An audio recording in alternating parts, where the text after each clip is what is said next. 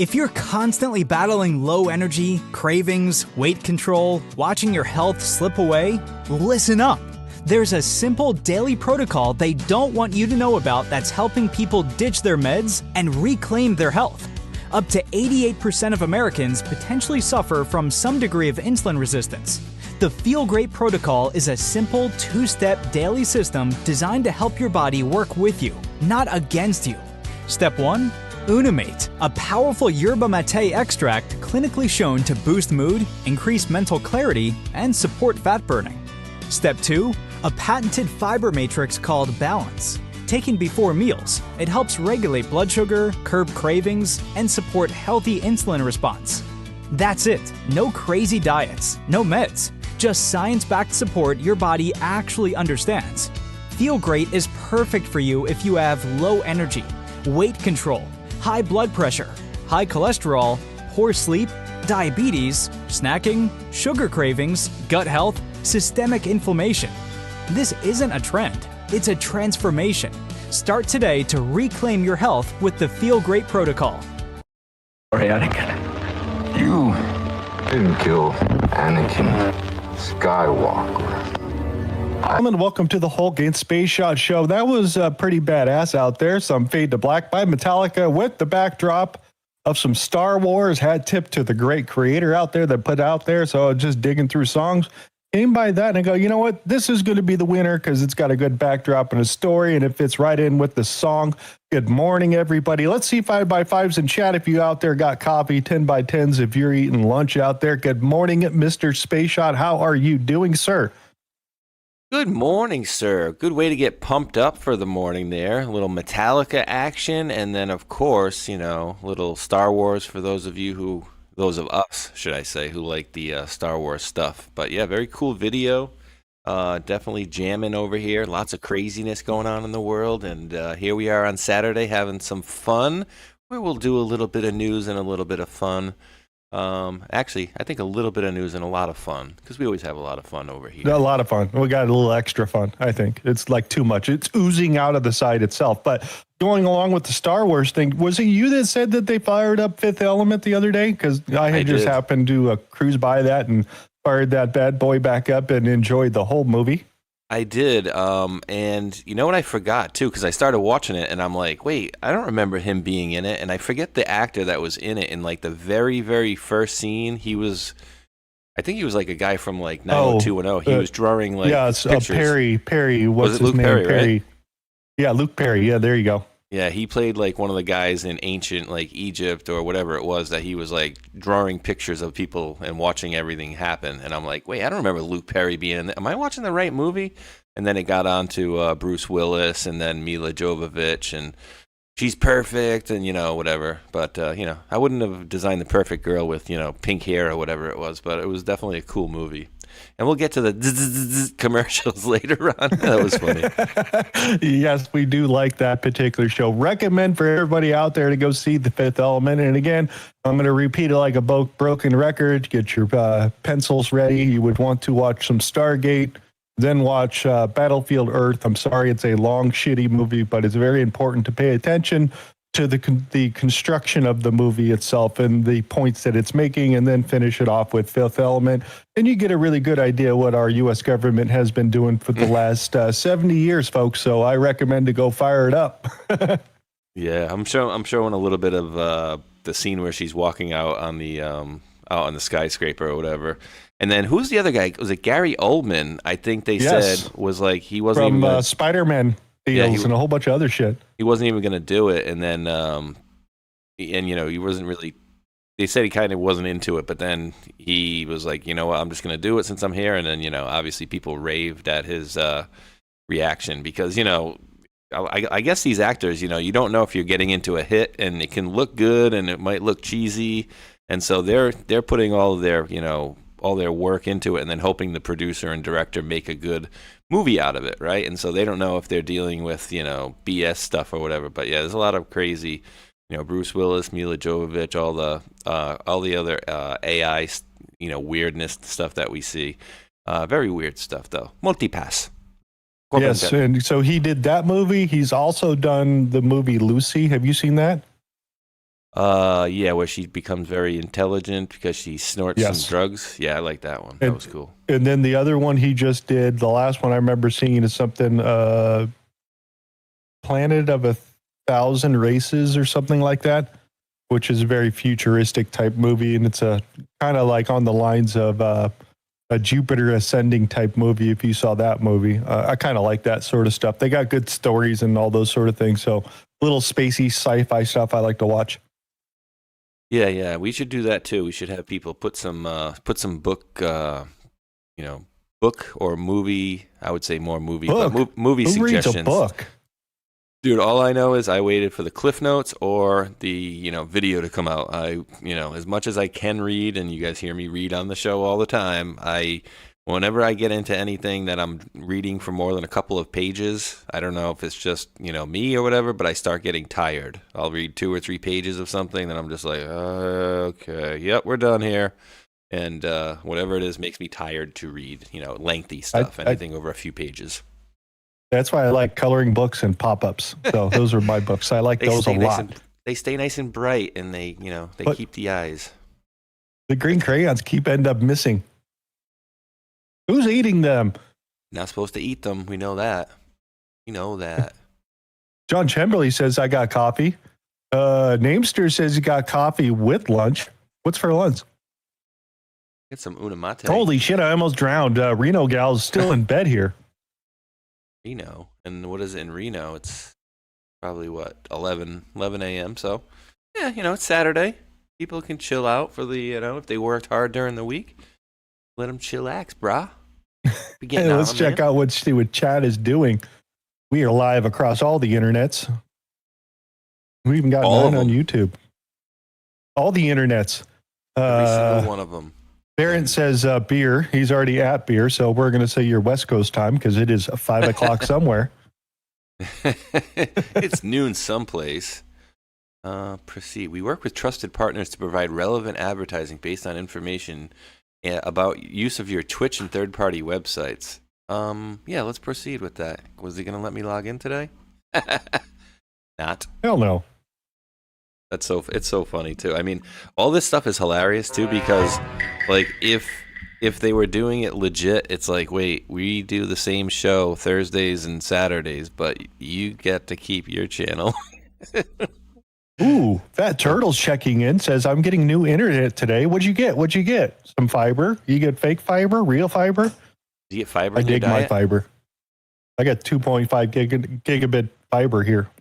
They offered me 20, but I don't need that much. And I'm only paying $39 a month for it, for 2.5 gigabyte fiber Ethernet to the house. And I feel like I'm stealing it. I should be charging double. I feel like, what? John Trembley checked in. Yes, it is time. 1:15 for a beer.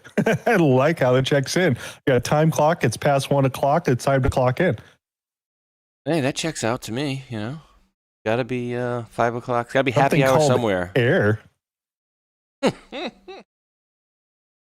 Dude.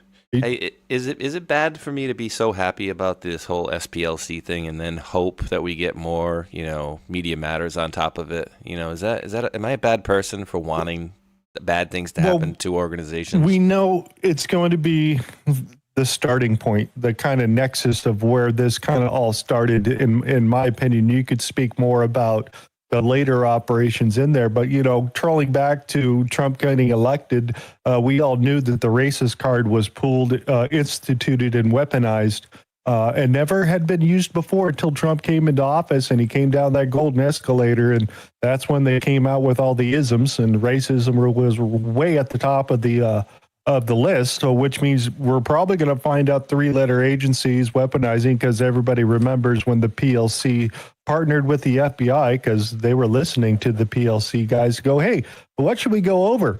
Oh, they should go over and attack these guys because they're talking bad about anti-Semite this and anti-Semite that. Remember how they weaponized all that shit really, really quickly and then started attacking people? So it went absolutely quick. You remember the guy on, what was it, Hoover Dam? And then there was a guy in Florida with the shooting. The guy in Hoover Dam was supposed to be Q related. Was it Hoover Dam? The guy in Hoover Dam. What was he saying? Man, dude, all I know is they were just piling on for years and saying, we're racist, we're doing this, like just like Trump, every ism that was out there, they were putting out. And so, I'm trolling out there, and Tron dropped something in I don't know if it's ours, me, you, and his DM there, or it's just mine and his, but he put a funny little article in there. He says from January of 26, Media Matters was still at it, dude. I could drop you the link if you want, but this year. Yeah, I'll drop it to you so we can put it on your side, because I'm like, oh, no crap. And so what are they talking about here? I'll pull it off my screen so it's just on, on ours. Quick chat with Fat Turtle 5 out there. AT&T sucks. You down with It's AT&T? out of all of them that I've had friends with that had them, because it's a subscriber line and through the phone line or whatever the hell they're running over there, because it's not technically cable or fiber. Every one of them sucks. So I wish you the best of luck, sir. If you don't have anything, then it's going to be better than nothing. But definitely remember your comparison to your previous service. Yeah, I had them years ago, but it's all i3 broadband here, or Cox Communication, COX. Get your dirty minds out. We have Cox out here. Get your dirty minds out of the gutter. Hoover Dam guy, I think, tried to combine Q with racism, white supremacy. Like he was trying to align the two itself, like deliberately. Yeah. Yeah, and they tried to make it look like he was going to do something. Man pleads guilty to terrorism charge after blocking the Hoover Bridge with armored truck.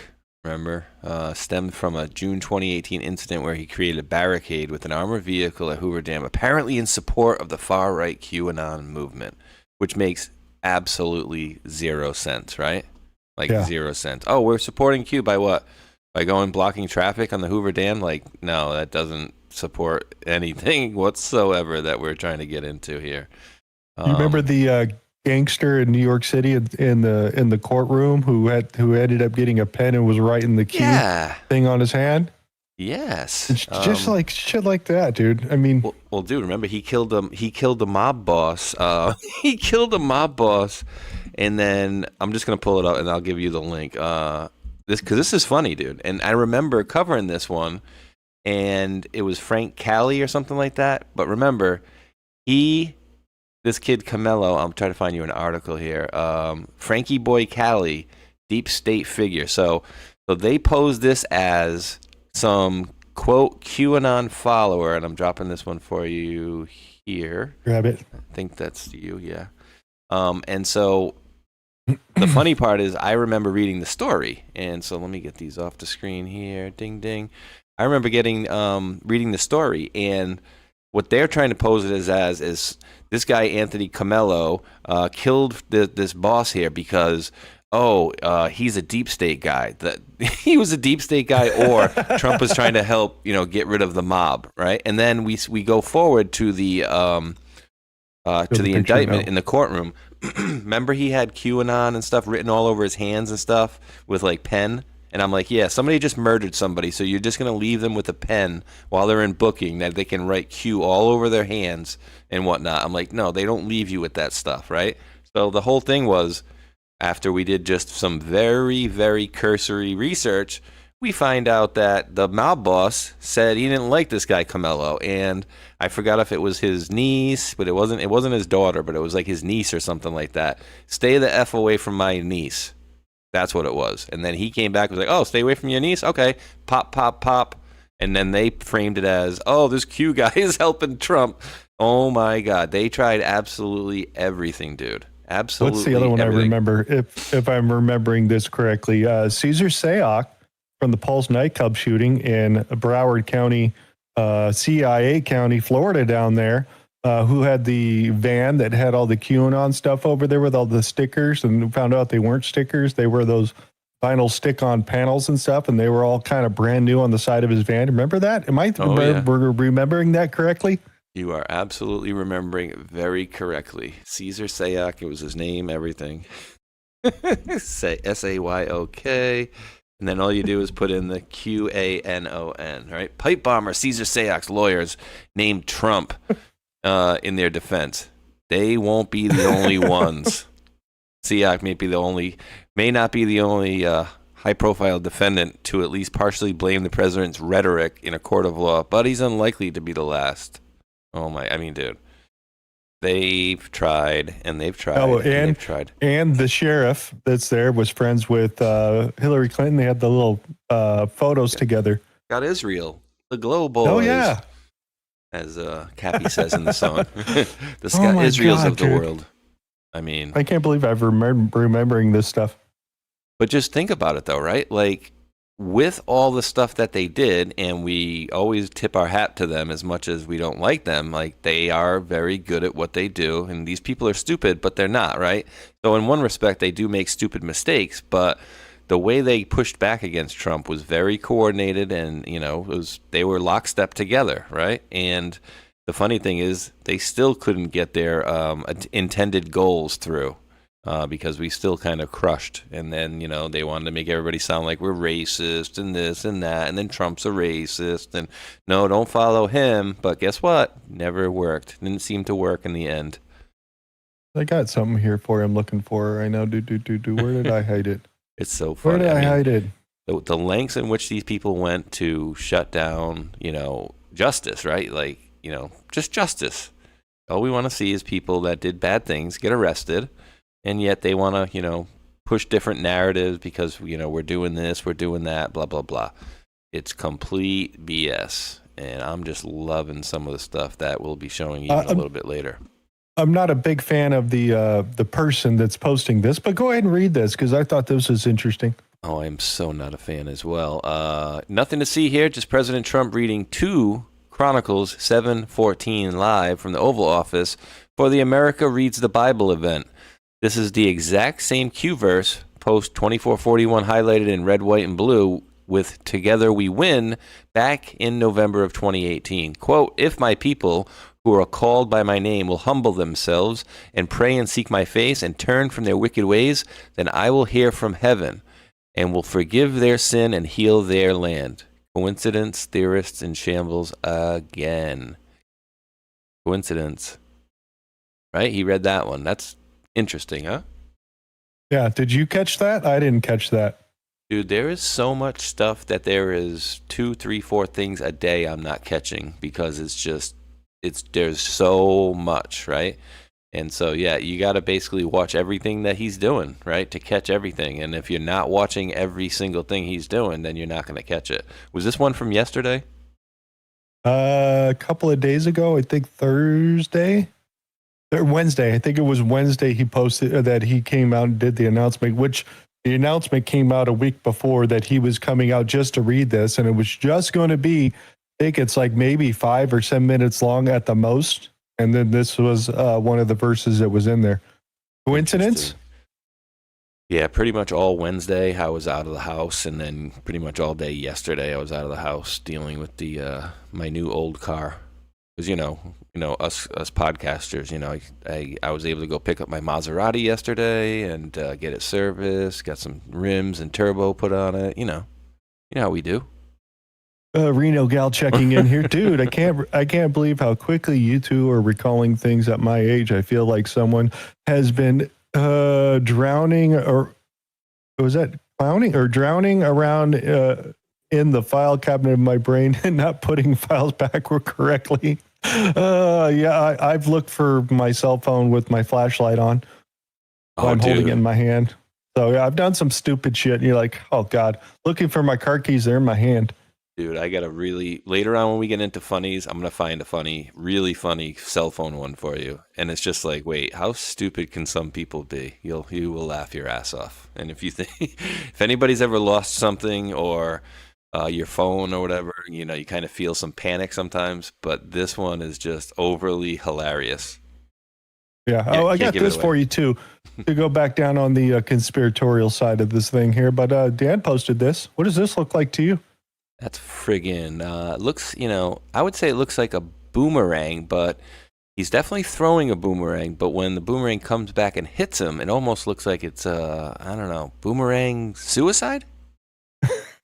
Suicide. And wait, he's reposting somebody. Who's that? Who's that? Oh, that's cute. A reminder to federal officials. There is no limit on the number of individuals who can use the whistleblower statute. If you think you were involved in unlawful activity as a result of a directive from Mr. Trump, or someone doing his bidding, now is the time to report it. Gee, Hulk, that's pretty disrespectful right there. Mr. Trump? Because he was president at that time. Dude, and dude, this is like the weird happenstance, coincidence, or whatever, but I was looking for something else, and I actually reposted something like this, and I was hitting John Brennan in my post, and I'm pretty sure it was that same exact post. I wonder when's the last time you posted. Let's go take a quick look. March 21st. May 21st of this year? Yeah, May 21st.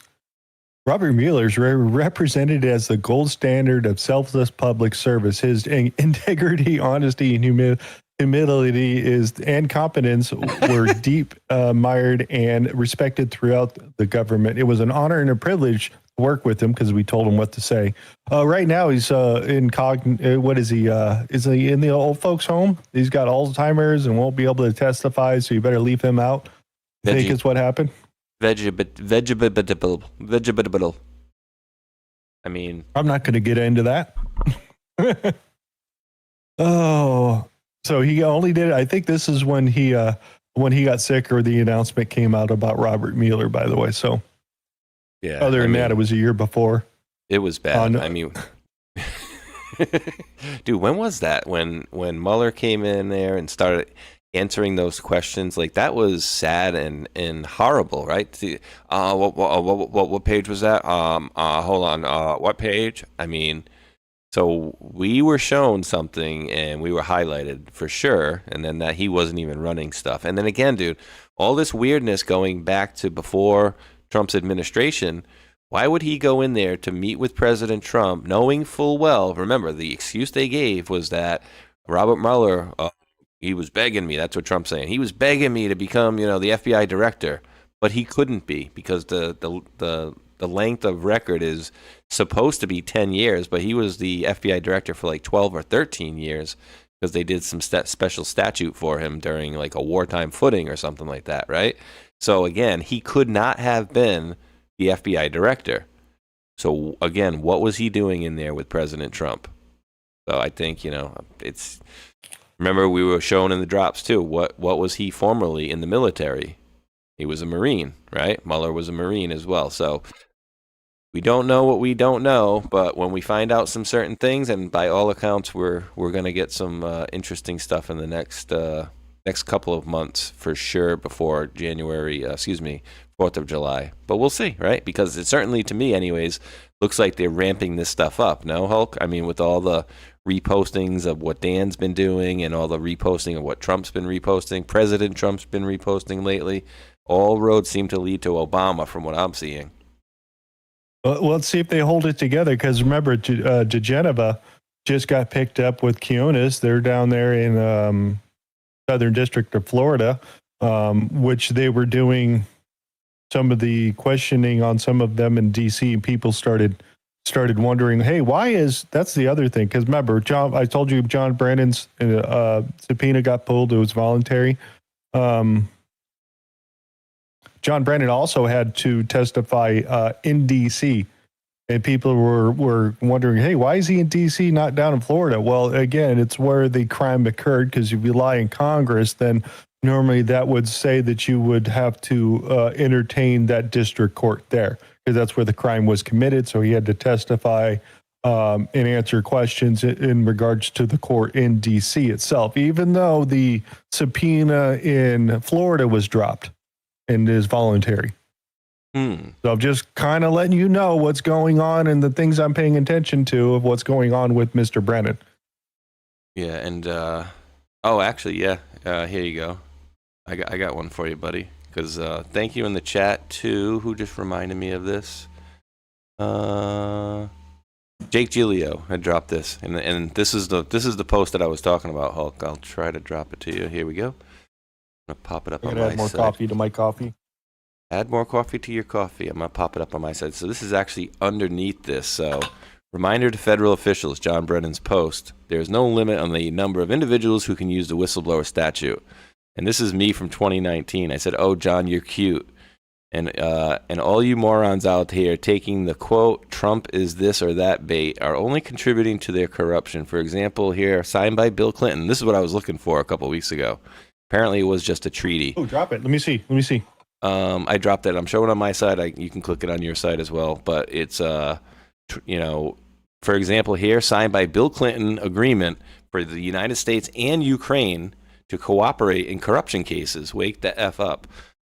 So, essentially, this was signed by Bill Clinton back in 98, 99, treaty between the United States of America and Ukraine on mutual legal assistance in criminal matters with annex signed in Kiev, 1998, an exchange of notes signed, da-da-da-da-da. So basically, Bill Clinton signed this thing in November 10th, 1999, saying that we're going to basically help each other out with crime and fraud. So the United States and Ukraine will work jointly together. So the interesting part of it is I don't understand why nobody brought this up during the impeachment hearings whatsoever, because all they needed to do was bring this out and say, what? We're supposed to be doing this, right? And you can't get me on a friggin' impeachment because this is like one step underneath the Constitution. These treaties with other countries, they trump most. So again, why nobody brought that up during his impeachment for that thing? And again, this is how corrupt the whole damn system was. What was that? Oh, it was a phone call. Well, what was the phone call?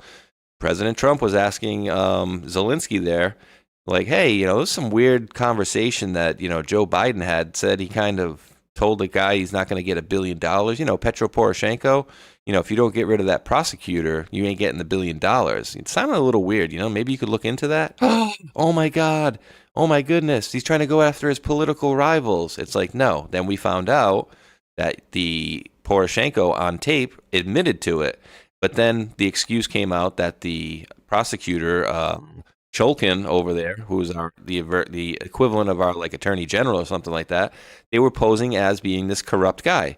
And then Rudy went over and was like, well, if this guy's corrupt, then I don't know what to tell you because he lives in a very meager house and, doesn't have a nice car and, he's doing it the wrong way if this guy's, fraudulent. So, whatever. And then long story short, too late, they knew this guy, Shulkin, was not a fraud. And then we have it in the Naboo leaks that I've played and talked about numerous times.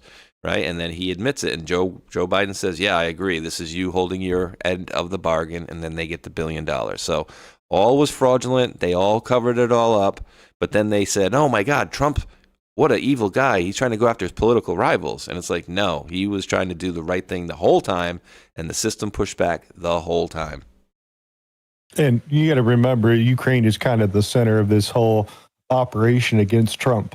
Everything from the very beginning to the end was coming out of Ukraine, kind of our foreign CIA office. Remember, they used to call the Ukraine's embassy Hillary's headquarters. That was the nickname that the locals in Ukraine gave the embassy. Yeah. So it has been well known that we've infiltrated the Color Revolution, Victoria Nuland, F the EU, the whole gambit to overthrow the government in 2014 under the direction of Barack Obama and given to Joe Biden as a pet project, and his son can go around and play the deep state games over there as they renegotiate all the gas contracts, screw everybody, and 10% for the big guy.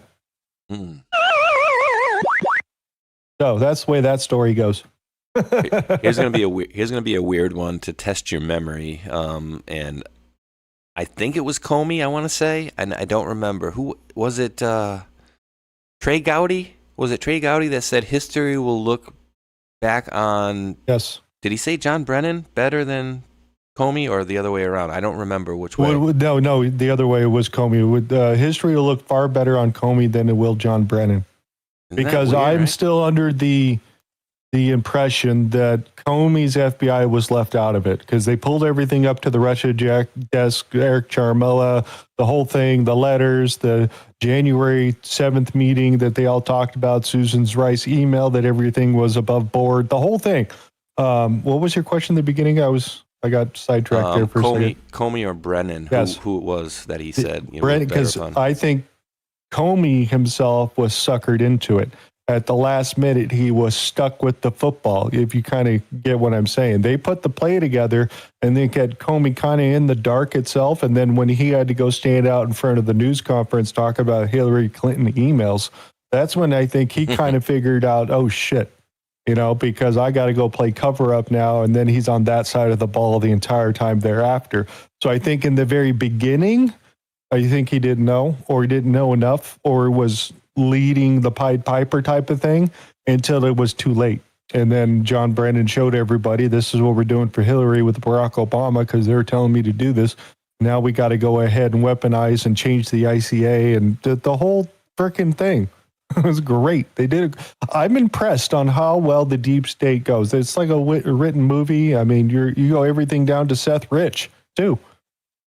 Dude, I gotta I just by happenstance, see how we flow right here. I just dropped you what's by all accounts 20 hours, 17 hours, so it's definitely new. Todd Blanche talking about Cassidy Hutchinson, but also they mention in here Comey and Brennan as well, and Fannie Willis. So I don't know. I mean, quick reminder.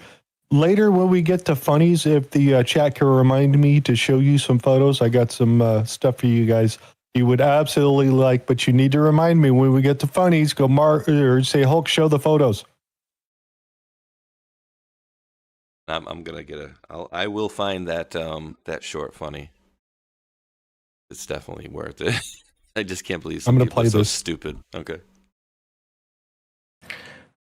No, I can't talk about that, but it's been going on for a long time. There was a time that it was shut down for a while during the last administration. I don't know why, and it was started again over the past year or so, and that brings us to today.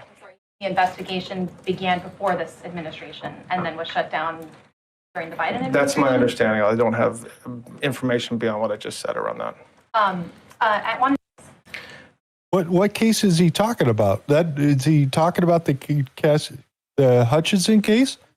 I believe reviving so. the case against Comey. Oh, he's talking about the Comey case. That's what he's talking about, that it was not put forward, so it seems like he's going to go through again. Listen to what he says. No, I can't talk about that, but it's been going on for a long time. There was a time that it was shut down for a while during the last administration. I don't know why, and it was started again over the past year or so, and that brings us to today. The investigation began before this administration and then was shut down during the Biden administration. That's my understanding. I don't have. So he's referencing that the Trump administration started an investigation into Comey. When it changed hands and Biden won, they stopped it. And then they said it's been basically restarted a year ago, which had the issue over in Virginia and the whole picking the attorney who was going to be, and it got thrown out because the attorney wasn't picked, and nothing has to do with charges or anything like that yet. So I don't know if they're moving that down to Florida with Mr. Brennan and whatnot. So we'll see. I can't wait. I mean, yeah, and that's what they do, We have an investigation, shut it down. No, we'll open you back up there. No problem. And and again, how far else they get. The Pam Bondi stuff, like I'm just looking at some comments on, underneath that or whatever, but like some people still like, what was Pam Bondi doing this whole time? Again, I mean, I can't sit here and tell you that I know that she was doing exactly what President Trump wanted her to do, or she was not, right? Like, was she being resistant, or were they trying to lay it out just like this? Because you can't just come in your first couple of weeks and be like, bang, bam, bam, here we go, we have this, this, and this. They have to lay the stuff out as well. And then timing, because it seems to me anyways that they seem to be coordinating a lot of different things to kind of come home to roost at the same time. So we're talking about all this stuff. We're talking about the 2020 elections. We're talking about other countries, Ukraine, Iran, like all this different stuff, right? Wrapping up all into kind of one big bubble, and I'll label that the grand conspiracy. So well let's check in with one of our good players that I haven't seen for a while, and I went out and sought him out and see what he had to say. And how is Mark Elias doing? Let's go ahead and see what he has to say for 2.5 minutes. Wait. Hold MSNBC political analyst. Wait, you gotta set the table here, dude. This trick right here, obviously she's, Nicole Wallace, I think, what her name, she's obviously deep state slime. But then you got, as you mentioned, Mark Elias, and who's our buddy on the left there? Oh, that was guy that was running Mueller's investigation, Andrew Weissman. So, and I don't know who the lady on the far right of this one is, but those two, Elias and Weissman. Weissman, right? Yeah. Yep. Not good. Let's see what they have to say. MSNBC political analyst Kim Atkins-Storr is here. Mark Elias, I'm going to start with you because you've been attacked by Donald Trump in a speech he delivered at the Department of Justice. Do you feel the way Miles Taylor feels, that it could happen to you? Absolutely. Look, I mean, I was Hillary Clinton's general counsel in 2016. And for that, for the privilege, and it was a genuine privilege of representing Secretary Clinton, Donald Trump created an entire, criminal investigation that John Durham ran that went after me and others. It didn't indict me. It did indict others who got acquitted. But he has threatened essentially to bring that back. In 2020, I represented Joe Biden and the Democratic Party in defeating Donald Trump more than 60 times in court. What does Donald Trump think about the 2020 election? He thinks it was a big fraud, and he has ruminated about criminal investigations of those of us who protected free and fair elections. And now I'm obviously a very outspoken critic, and I've caught his attention in a number of ways because I refuse to back down and be intimidated by him. So I think all of us who have accepted the responsibility as citizens to tell the truth and accepted the potential consequences that means that Donald Trump will target us, have to be prepared for that and have our eyes wide open about it. But the question is not whether it will happen to Miles Taylor or it'll happen to me or happen to Andrew Weissman next or it'll happen to Chris Christie or wherever. The question is, how do we all respond? And so when I saw that John Bolton was targeted, the first thing I said, and I wrote about this for Democracy Docket, is I don't even care what the charges are. I wish the Washington Post would stop with we'll see what the evidence is. That's all a bunch of nonsense. What we all need to be saying is John Bolton is being targeted because he's a political opponent of Donald Trump, and Donald Trump targets his political opponents. I don't care or need to know what the allegations are to know that this is the abuse and misuse of government power. Older clip, but at least kind of gives us an idea where he's sitting, because he's talking about John Bolton, who is writing the book against Trump and has insider information in there, which later I think he got in trouble for. Also, Mark Elias lost his law license, if I remember correctly, in regards to what Hillary and the group was doing in their election fine thing that they had to pay. Something like, I think it was like $300,000 or $400,000, I think is what I remember is correctly. Yeah, I mean, and dude, this is so funny, right? He's like, well, the reason they're attacking me is because I was Hillary's, counsel, and, that's what comes with the territory, when you're supporting Miss Clinton, and it was an honor to do so. Of course, Trump's going to target widow me. I don't know why he would have came after me. I don't know. I mean, Perkins Coie, Mark Elias, all the way from the beginning, and yet here he still is, or at least this was 2025, but all the way from the beginning. So he's what I call one of these people that's been there from the beginning and all the way till the end, all the way through, right? The lawfare never stops. So long as we're still dancing around some election things, where is it? This one, think. Here, you want to take does it have audio in this one? No. You want to read that one for everybody? Certainly. Breaking, in a huge move, the governor of Mississippi is calling a special session for redistricting, scheduled 3 weeks after the Supreme Court's expected ruling on race-based Voting Rights Act districts. If SCOTUS guts the VRA, huge gains could come to Republicans in the South. Let's go. We need to play hardball. Governor, the entire world knows the Calais decision has not yet been handed down by the U.S. Supreme Court. It is a decision that could, and in my view should, forever change the way we draw electoral maps. Quote, it is my belief and federal law requires that Mississippi legislature be given the first opportunity to draw these maps. And in fact, they haven't had a fair opportunity to do that because of the pending Calais decision. For those reasons, I'm using my constitutional authority to allow the Mississippi legislature to use their constitutionally recognized right to draw these maps once these new rules of the game are known following Calais.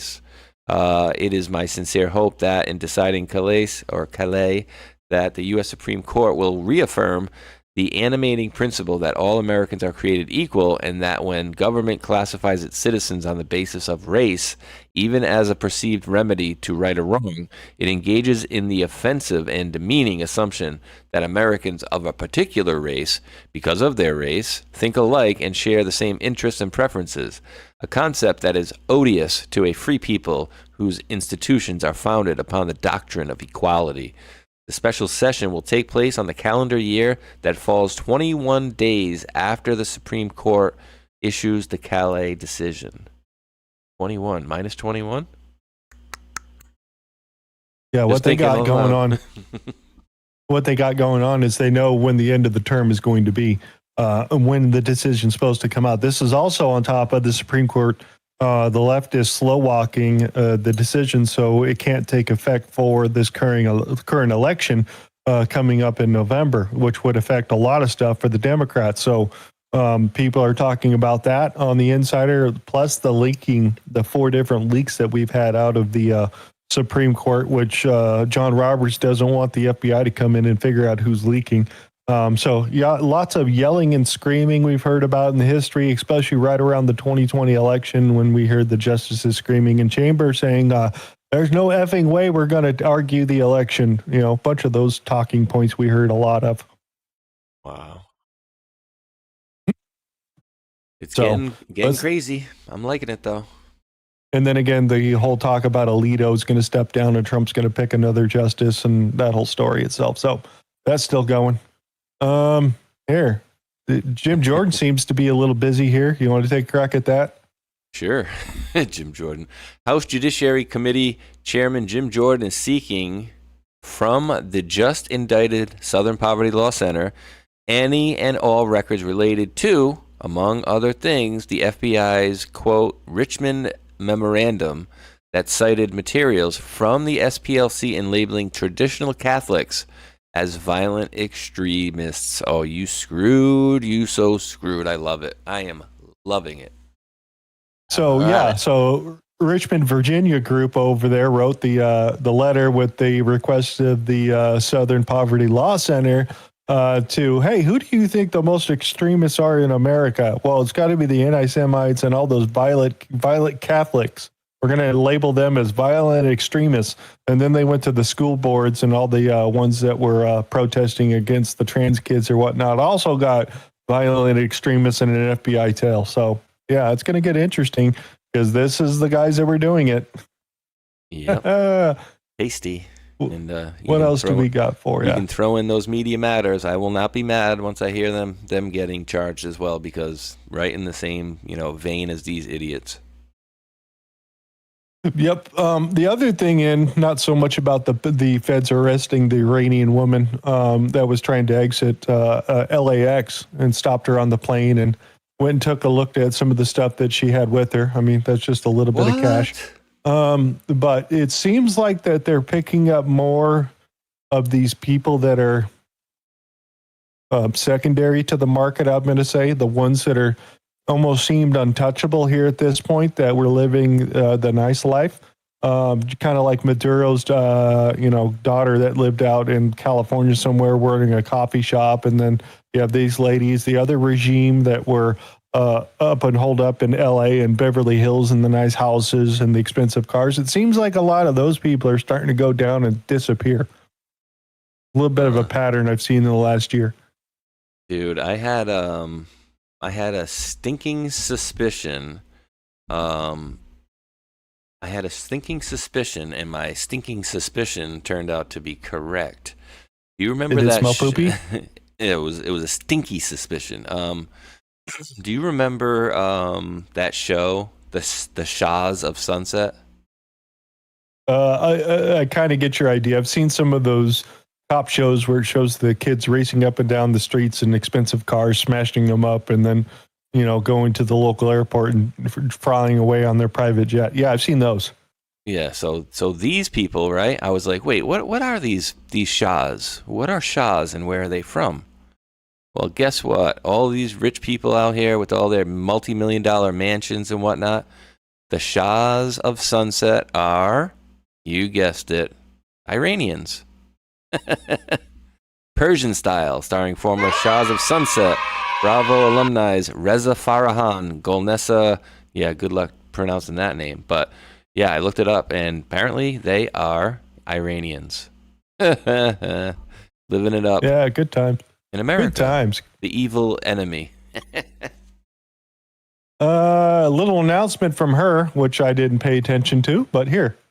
Finally, on a personal matter, this will likely be my last gaggle for some time. As you can see, I'm about ready to have a baby any minute. So I will see you guys very soon. I know you'll be in very good hands with my team here at the White House. And I know all of you have the president's phone number personally. So I have no doubt that you'll have a shortage of statements and news from this building while I'm gone. So yeah, she's out on maternity leave, and they're going to have a gaggle of other people going in there to cover it. JD Vance and the rest of the team will be coming over and doing the announcements at the White House.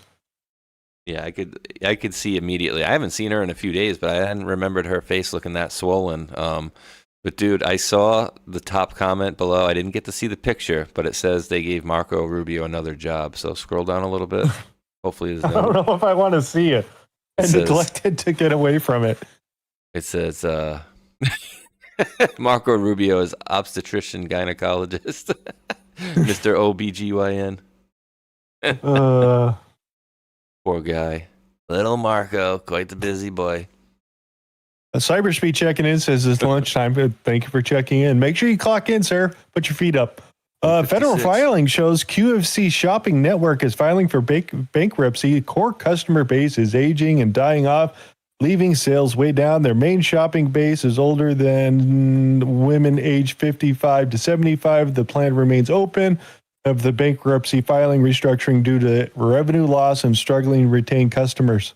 So yeah, QFC going down. Yeah, I mean, you can. It's about time. Yeah, I mean, there's so many choices to buy stuff online that, you know, it used to be just easy for them. But I bet you Amazon's probably picking up most of those sales. Well, I do have a special edition LaCroix, I think is how you say it, special like Dutch oven cooking thing that they only made for QVC.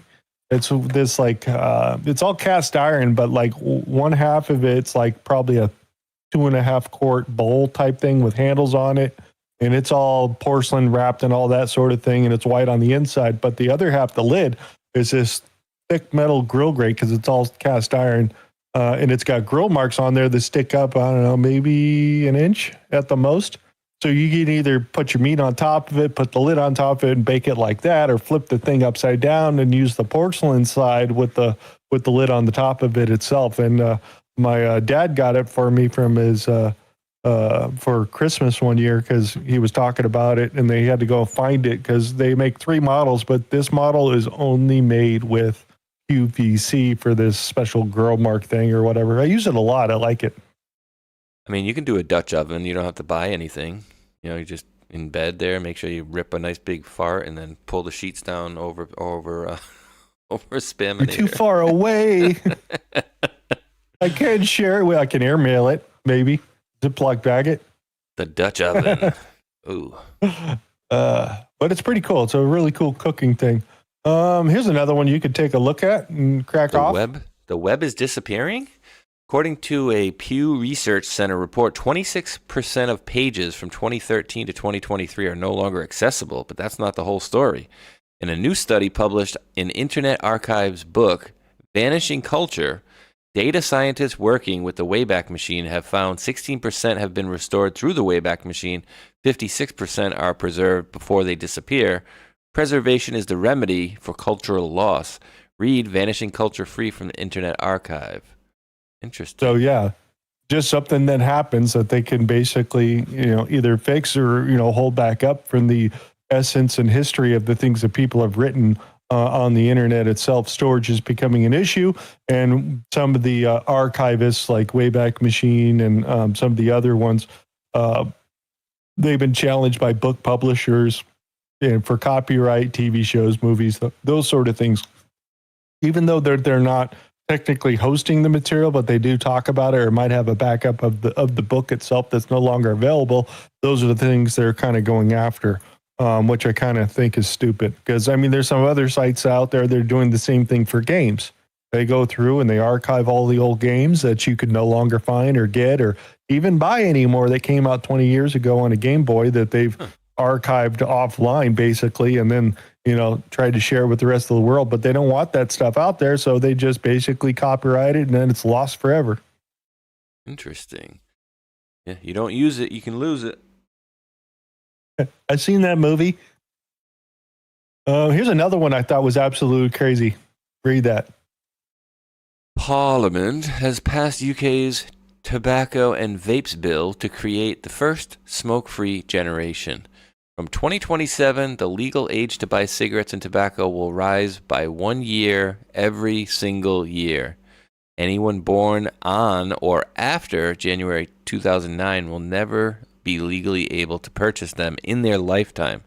Current adult smokers are completely unaffected. This only targets future generations. Oh, isn't that crazy? Oh, yeah. So they're just going to outlaw by smoking by raising it a year every year. So it'll be like, you know, you'll be 50 and you won't be able to buy cigarettes because you're not old enough. Just think about that, dude. I mean, you'd be able to go drink or whatever, I guess. Maybe they'll outlaw that too coming up. Oh, yeah, we got more about training in AI. Here, take a crack at that. A recruiter who's been placing engineers since the iPhone launch just quit after 15 years because she can't stomach what she's watching anymore. Last month, she posted a senior full-stack role at a unicorn fintech company.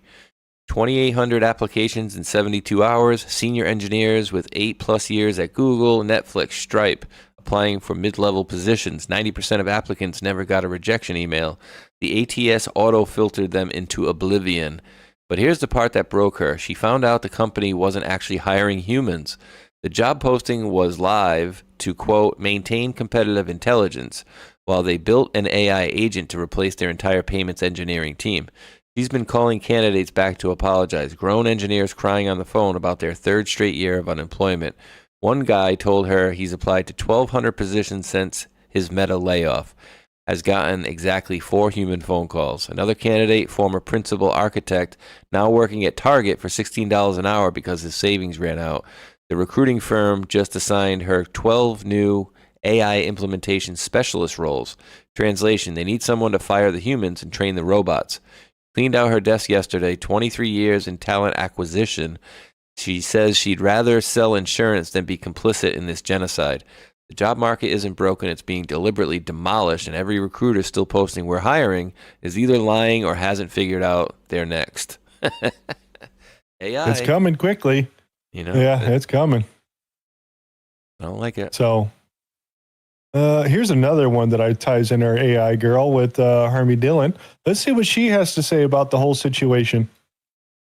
Hi, I'm excited to tell you about a very important new lawsuit that the Department of Justice filed today. The Civil Rights Division, partnering with the Civil Division, filed a motion to intervene in XAI's lawsuit challenging Colorado's new law that purports to require AI companies to alter their algorithms to comply with Colorado's crazy woke DEI goals. This is illegal under the 14th Amendment. We can't use race, sex, and gender and force companies to change their products to comply with the state's criteria in this regard. But even worse, the state of Colorado actually allows this type of discrimination in its algorithms if it's for good reasons. So to remedy past discrimination. This is equally illegal under United States Supreme Court recent precedents. Even the governor of Colorado expressed his deep reservations about this law when he signed it. And President Trump has declared AI to be an important competitive national security advantage for the United States. And we shouldn't have this patchwork of crazy regulations all over.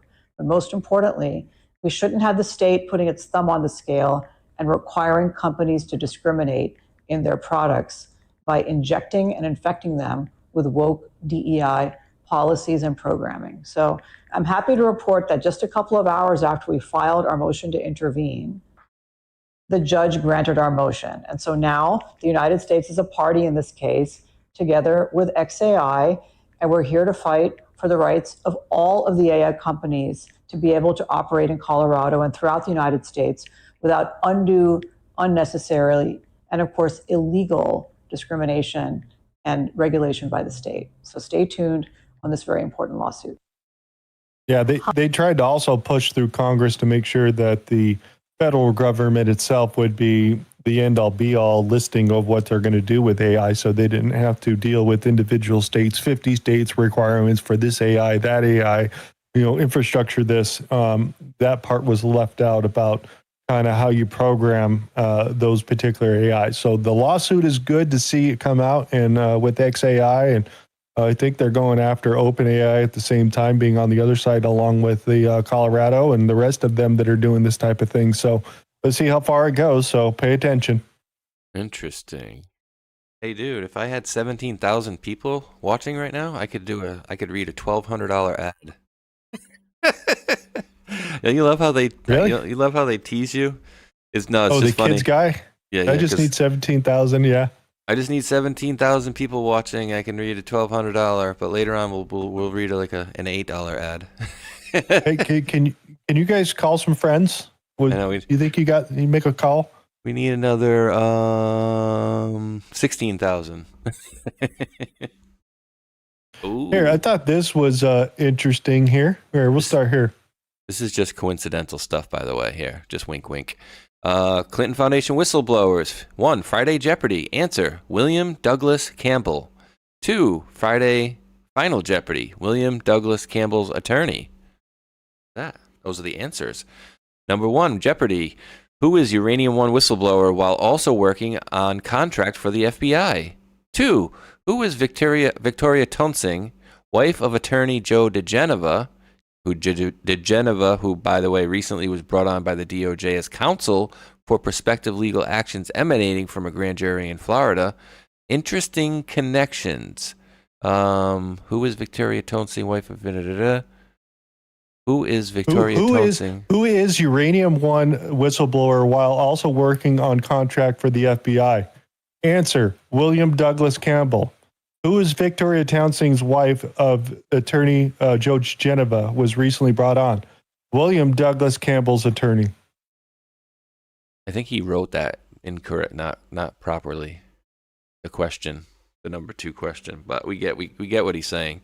Who is Victoria Tonsing, wife of Joe DeGeneva? DeGeneva was recently brought on by DOJ as counsel for prospective legal actions emanating from grand jury. So, who was her attorney? So Victoria Tonsing was the attorney for William Douglas Campbell in regards to the Uranium One whistleblower. Interesting how this all seems to come home to roost. But remember, I've seen rants from Joe DeGeneva going back years, yelling about, Brennan and Comey and Obama, and so this should get interesting. Yeah, just little pieces. Make sure you see all the little cracks, and then you kind of see a bigger part of the story as we keep moving here. Here, you can read this for everybody. I thought this was interesting. We're kind of going through potpourri. This is Florida. Sure. Land O'Lakes. I know there is a place in Florida called Land O'Lakes, but Land O'Lakes man who worked as a ransomware negotiator admitted he secretly switched sides, conspiring to carry out ransomware attacks against U.S. companies in 2023, then profiting from the very crimes he was supposed to help resolve.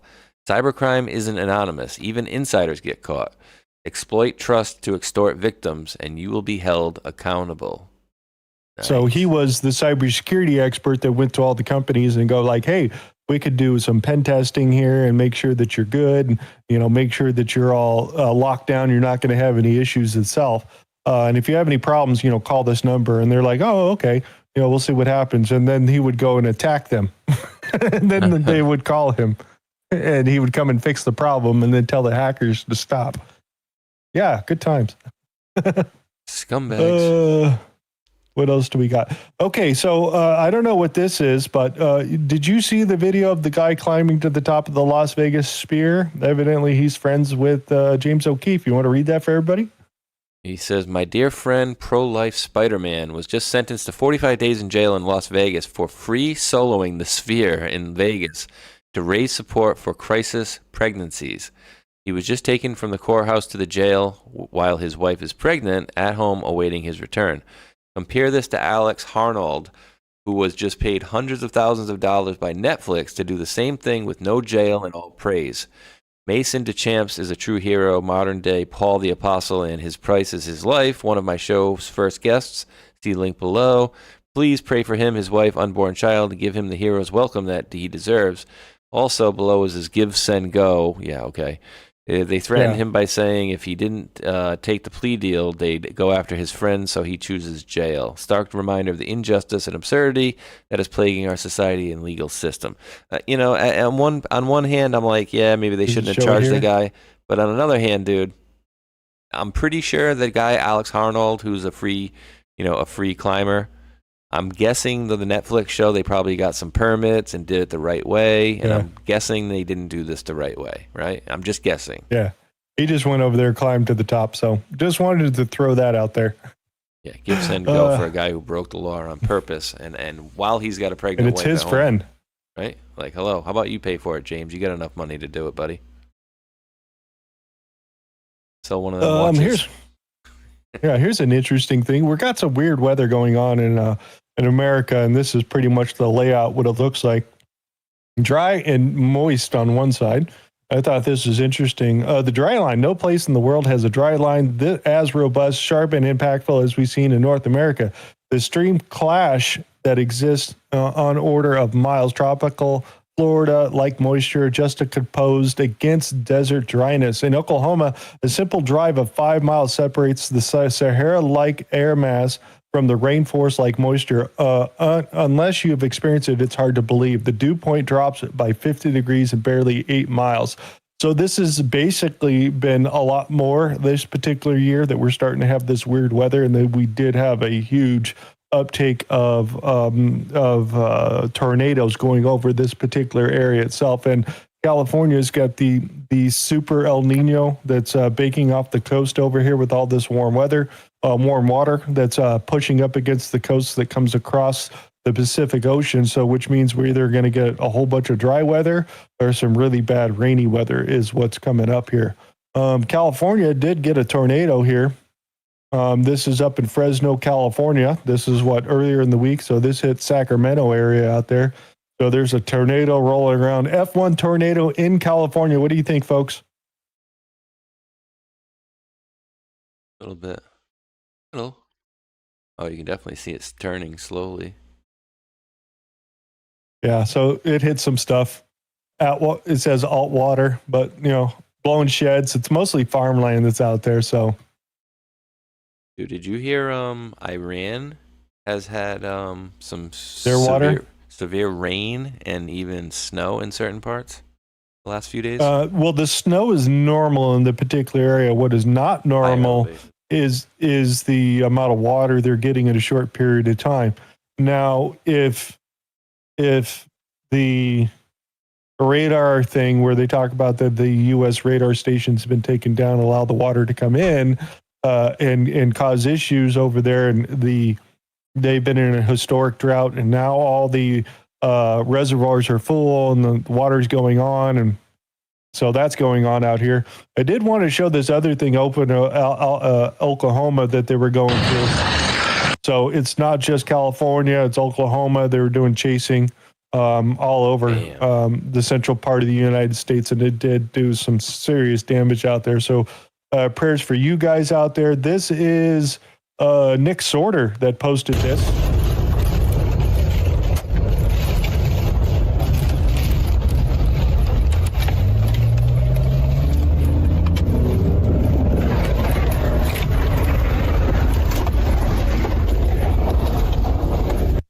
Be a Jeep or something.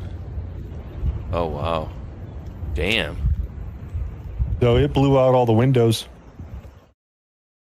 Wow. Damn. Sure, you can't park there. So that was at the end of this, when the telephone poles went down.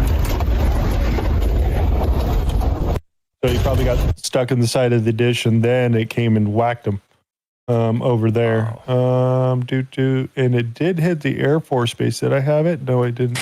We'll save that one for later. It hit an Air Force Base too up in the area. I can't remember exactly which one it was, but it's floating around out there too, and I thought I grabbed it also. Did some pretty good damage and took out some hangars and stuff like that. So just as a reminder, we do have the exit song coming up over here, guys, at the end of the show. So you want to drop a song, leave a song out here on the internet. We got 10 people with hearts and 4 on the retweets, and then get down here, drop your song, leave a song right here at the bottom. I'm going to throw this out there for everybody so you could all play along. Do it. Come on, you got multiple browsers. Do it. Just open another window. Just one more. Okay. Just one more. Where else are we gonna go down here? Gonna get this off. Look at that. We already did that. We did it that. The moist and dry. Talk about food prices here for a second. Did you want to say something? Yeah, I didn't want to forget because it popped up on you. It popped up on my Rumble Studio, but it went away here. So I want to thank somebody. It was John. Where did it go? Yeah, John Dunning 9. Thank you for the $2. I'll just say donation on YouTube. It says, look into Arabella and Tides. Oh yeah, we've definitely been down that road for sure. The advisors and all these groups that are pushing all this stuff. So I think they're gonna get their comeuppance as well. And remember, there was an article written on Arabella Advisors years ago. I want to say 2018, that a few folks out there kind of take as their own research. But just putting that out there. I do want to throw out there that BCF 101 says Florida and Georgia are burning up to 60,000 acres burned so far. So yeah, be careful out there. Only you can prevent forest fires. Smoky. All right, let's get back into food prices. I thought this was interesting. Hey guys, just making a public service announcement. This pallet is 93 boxes of tomato. I have, total 93 boxes of tomato I have. Tomato right now is $76 a case. $76 for one of those cases. But it's expensive. A box of avocados, which used to be twice as expensive as tomatoes, is $42 for a case. Tomatoes, way more expensive. Lettuce, $40 when it's supposed to be $22. Limes, these boxes of limes right here, they're $83 and they're supposed to be $24. Bell pepper, $50-some. They're supposed to be less than $30. Tomatillo, supposed to be $18. Right now they're over $50. Anaheim, these right here jumped $15 a box overnight. And they're not that good. They look beautiful, precious, but see the curve? That ain't gonna help for chile rellenos. So if you guys are out there blowing your money, thinking life is Gucci, don't, because this shit's getting real. This is getting real. Everything's going up. Cucumbers, zucchini, everything. Onions going up. Everything is going up. So just want to throw that out there on how expensive stuff is getting out here. Especially these are prices for wholesale prices. So if that's 76 a box and there's 97 of them there, math that out. How much is that pallet worth? 63,000. What? Really? 76. 76. There's 76. How much? There's no. There's $76 and there's 97 of them in this little pallet. Yep. 97 times 76. We're doing. I think so. Oh, $7,000. $7,300, not 1,000. I was adding another zero. But still, I mean, You know, and it always seems to cost more to eat fresh than this, you know, prepackaged crap. You know, oh, you can go to McDonald's and get a burger for $1. It's like, ugh. But then if you want to eat good, there you go. You want to eat good, it's going to be expensive. Healthy. Exactly. So, so how was your DMV experience, by the way, the other day? It was non-existent. Yeah, I mean, everything went smooth because you had to go through the testing and all that. You want to talk about that experience or no? Nope, didn't go. Have to go back Monday. Okay, well, you're lucky you're not in California, sir. I mean, sorry, Colorado. So let's get into the Colorado story over here about their fees. What's the oldest expired temporary tag you've seen on a Colorado roadway lately? I'll go first. I saw this one from September of 2024 earlier this week. But this isn't a story about lazy people. This is a story about people being punished unreasonably because of the lazy people. I've gotten a bunch of news tips lately about late fees for car registrations, like from Kim. I was surprised when there was a $50 late fee because it hadn't been my fault that it wasn't registered within the 60 days. Kim's temp tag expired on February 27th. She says it was the same day that she got the paperwork from the DMV that her title was complete, but she didn't have time to go to the DMV, so she decided to register them the next week. It was a Friday after all. Boom! Late fees. $50 total, $25 for the month of February, or the day, I guess, and $25 for the month of March. She tried to get in touch with the DMV, and they told her she could come in and request a fee waiver, but have you been to the DMV lately? We went before 1 p.m. one day and found this Denver DMV with a sign out front that said they had reached max capacity, even though no one was inside, and it turns out that that DMV office was closed for the week because of rolling closures. Then there's my colleague here at 9 News, Milt. He's an operations technician. Milt got a new car in November, and by the time his temporary tag was expiring in January, he still didn't have the title paperwork. And just a couple of nights before it expired, I thought I was getting pulled over by a cop because he made a pretty aggressive move to get behind me as I'm driving home from work at a fairly late night. So Milt went and renewed his temporary tag. Then he got his paperwork, he went to register his car, and they wanted to give him $75 worth of late fees. Remember, his tags never expired. They also told Milt that he could go to the DMV to refute it. But by that point, Milt had already spent so much time at the DMV, he was like, nah, I'm just gonna pay it. Is 8 hours worth $75? That's less than minimum wage. DMV told us they're not sure why Kim's process took so long because a third-party processor handled all of her paperwork. But after we started asking questions about her problem, the fees just disappeared. As for Milt, they think that his late fees were added because of a glitch during a software update statewide that tacked those fees on and shouldn't have been there. First, they told us both of them could just come to the DMV to get this all sorted out. But again, big problem. Then they shared a form that people can fill out to submit to the state to either get their fees waived or get their fees refunded. So I put that in this story on 9news.com. The link is in my bio. And oh, hey, by the way, if you have pictures of crazily expired temporary tags, I'd love to see them in the comments. Thoughts on that, dude? How's your DMV experience lately? You sure they're still alive?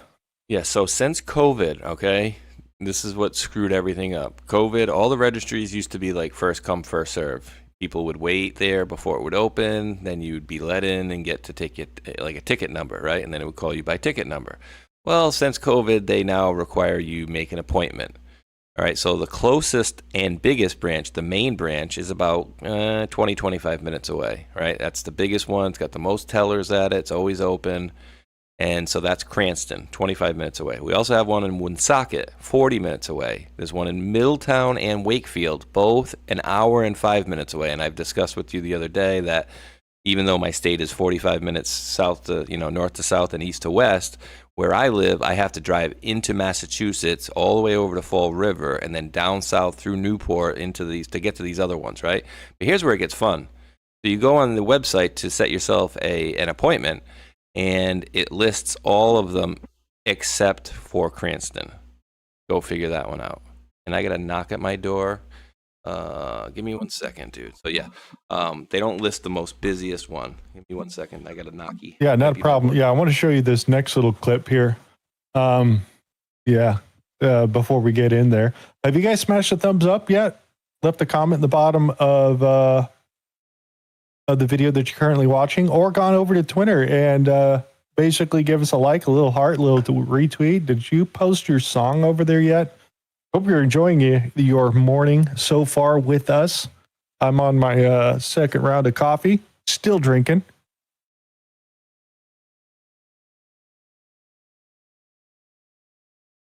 Okay, I'm back. It says TK Karate says, I renewed my tags in Colorado yesterday. They added 14 fees. It's ridiculous. How much did you have to pay total? What year was your vehicle, and how much did you have to pay total for DMV total for registration or whatever you were doing for your tags? Just wondering. Here, ran by this story over here. This story's out of California, local to me down over here in Norco, California. Man trades in his F-150. Got a payoff on there. He buys himself a freaking Tesla and waits, 30 days or so. And then the bank sends him a notice. Hey, you didn't make your payment on your F-150. He's like, dude, I sold that thing a month ago. So what are you going to do? Sales and service in Norco, California. I purchased my Tesla Model Y on March 20th. Today is April 16th. So as of today, they have not submitted a payment to my finance company. They're refusing to provide documentation of payment. They are in violation of the vehicle code in regards to payment timeline for the dealer to get the payment to the trade-in vehicle finance company. So now, after having multiple conversations with these people and requesting initially nicely and eventually getting very, very frustrated and demanding that this be paid. Now, these were all after their timeline had expired. So all of this is 100% necessary, in my opinion. Last conversation I had with the gentleman was that, it might be a mistake. It might be lost in the mail, so on and so forth. That wasn't the last conversation. Sorry, I might be shaking a little bit. A little irritated. So I called back to confirm that I was going to be bringing my vehicle back in. The last things that the individual told me is because of the way I spoke to him, he wasn't going to provide me with any documentation or anything. And then told me that if I was a man that I would come down here. So I'm here, Platinum Auto Sales. I have my car and every intention of unwinding this deal and taking my truck back. This dealership has, initially seemed to be nice. The drinks that they provided while I was making the deal initially seemed nice, but apparently these guys appeared to be drinking a little too much. But that's just my opinion. The White Claw that I was served while I was doing the contract might be, has some ethical consequences to it. But we're going to find out. So we're going to record this whole process and we'll see what comes of it.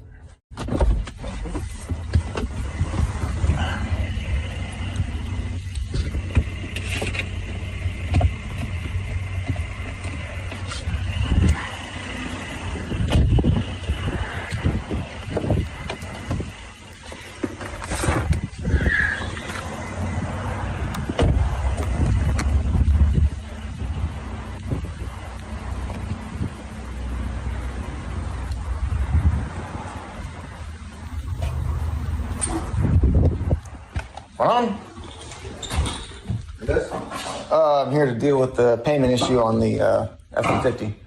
Yes? I need to get the payment confirmation. Bro. Well, I'm here. Okay, then it's done. What you about? Are you recording me? Absolutely. Why are you recording me? Well, I'm recording the office, so this is just... It's not allowed by the law. What's that? You have to go out. This is private property. You can't record Sorry. on private So hold on. So basically, I just want to There's a beer in that cup holder. You can't Yeah, record on I need the private documentation. I wasn't actually... You're on private property. Can you sit here? Yeah. Are you gonna be able to provide me with the payment confirmation? So this is the kind of service you get at Platinum Auto Sales. You can't record on private property. I'm recording myself right now, so. All right, well, you can get out of the building. Hey, I'm getting kicked out. You're trespassing at this point. So right now I'm being escorted out of the building because they refuse to give me my payment information. Get the fuck out of here. Check that out. You're fucking pussy, bro. You pussy. Pussy? Get out the building. I'm a pussy. I'm out of the building. Get out. Get out of the property. Get out of the property. This is like physical Get the fuck off the property, nigga. Bro, get the fuck off the property, bro. Get the fuck off the property before I fuck you up. Get off the property, nigga. Smile. You're on camera and we're fucking live. Bro, get off the property, bro. Get off the property, bro, before I fuck you up, dog. Get off the property. You are gonna keep doing Bro, this? get off the property before I knock you out, dog. What's wrong? He bought this car from these guys? Yep. I just want confirmation. Hey, I'll fucking kill you right here, dog. Oh, look at that. Get the fuck off the property, nigga. That's assault. That's a charge right there. Yeah. Yep. Threatening, all that sort of thing. So, yeah, he just wanted his payment information so the bank would stop calling and ask him to make a payment on a car he doesn't own anymore that they're holding the money on and earning interest on for 30 days and delaying the payment as long as they can so they can earn interest off the money. Wow. I mean, it goes to show you, you got to be careful, especially when maybe he just walked into this place, maybe he didn't check the reviews. I don't know, but it doesn't seem like the most pleasant purchasing experience I've ever seen. This is like 15 minutes from my house. I know exactly where this place is. So I made a little Google review about this situation over there and dropped it on their stuff since I'm one of those Google locals. So, yeah, let's keep going. What else do we got? If you up, homie. That was that. Migrants are still coming up from Mexico. The guys that I follow talk about the stuff that's happening over in Mexico, whether it's cartels, arrests, or the stuff we were talking about the other night on Thursday, with the FBI agents taking down a large CIA agents along with the lead drug enforcement officer for Mexico were all killed in a fiery car crash. So these guys have been talking about the migrant caravan. Most of them are Haitians. They're coming up through the borders. They're allowing them to come north through the state itself. So just as an FYI, I got plenty of stories of them talking about this particular migrant caravan, 2 of them coming up to the border itself. So just wanted to throw that out there. This looks like Trump needs to reach out to Scheinbaum again, tell her to get her ish together. Yeah, and then we've got, you could read that for everybody. The old legal system worked very well, but only in Europe that existed between the end of World War II and COVID-19, and in less than 5 other countries. It doesn't work anymore. Legal systems respond to social contracts, and social contracts are, by definition, different in every different society and constantly changing. However, we are not even applying a different system here. These, quote, mass trials and the prosecution of the leadership of criminal organizations for crimes committed by their members are not a legal innovation. They are a recognized doctrine in international law. It's called command responsibility, and it was applied by the Allied countries in the Nuremberg trials.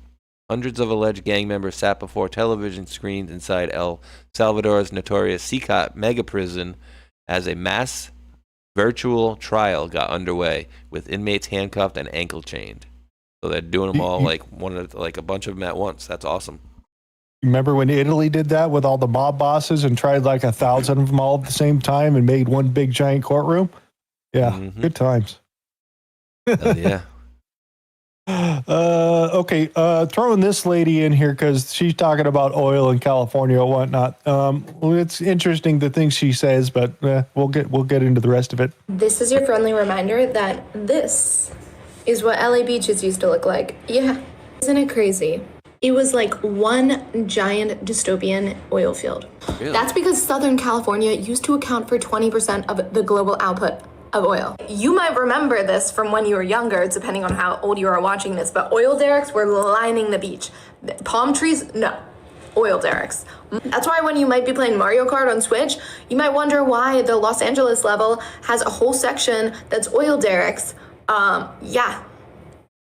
Oil derricks in baseball. Long Beach Field first tapped in the 1920s. Yeah, that was one of the most productive sources of oil at the time. And then Signal Hill became known as Porcupine Hill because, had all these spiky things popping out of it, hundreds of them. And yes, thousands of these wells were abandoned, decades ago because they're no longer producing. But still, in some areas, oil seeps from the ground. And some of them are just lingering around today, just covered up by, a building or a fence or looking like a fake school or something. Just hidden in plain sight.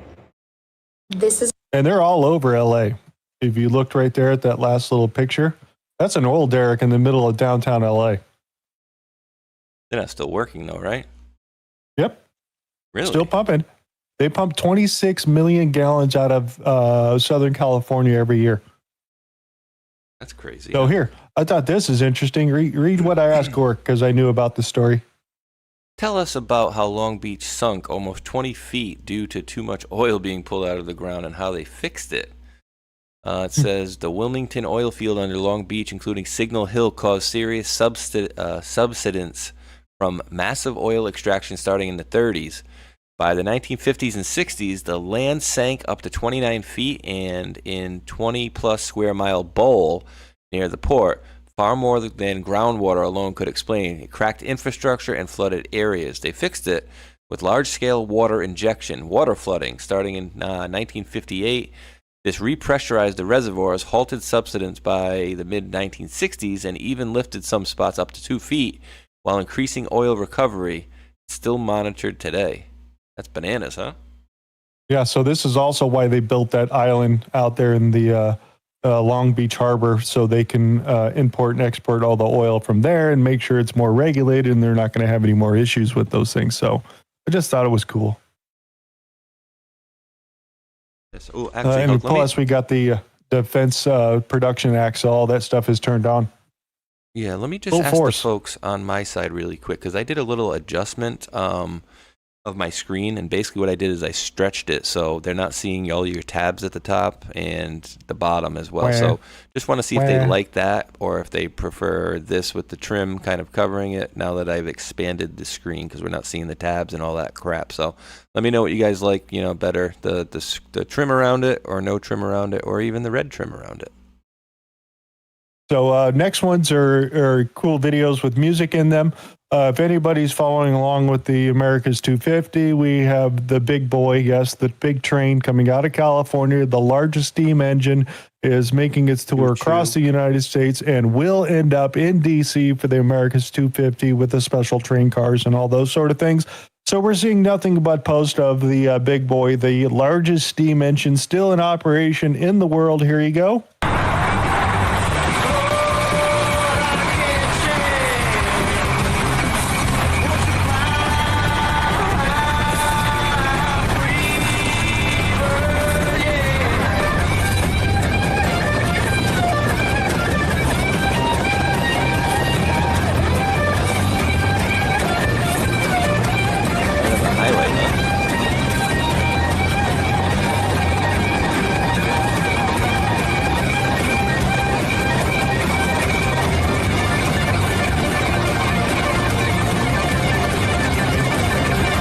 All right, there you go. You like that? You like your little train with the big boy and the music? Heck yeah. Right on I the thought it was highway, cool. huh? Yep, right. Yeah, it's making its, I think it's in Utah going east somewhere. So she's traveling. You can go visit her. I mean, I see videos all the time of people going out and hiking into the areas where they could see this train go across some famous bridge that's been there 100-something years, dude. People are out here to see this train, so this is interesting. You can go look online for when they're going to visit your local town. So yeah, go check it out. It'll make stops in your local area. Yeah, here's the same song, but you ever seen how they do the high wires where they're moving the cable along the power cables and whatnot and moving it across a big giant ravine with a helicopter? Nope. Have you ever played that game where you got the little hook and you're trying to grab the thing in the bottom, whatever toy, and get it dropped into your little container? You can take it home, just like that, but with a helicopter.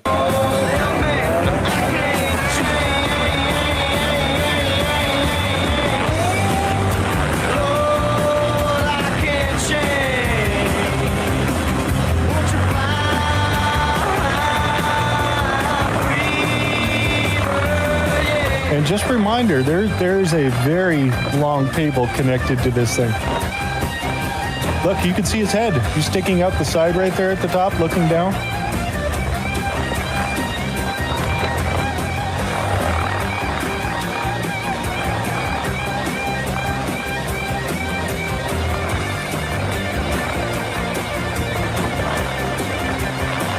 This is normally when the helicopters fall out of the sky and crash. in the movies.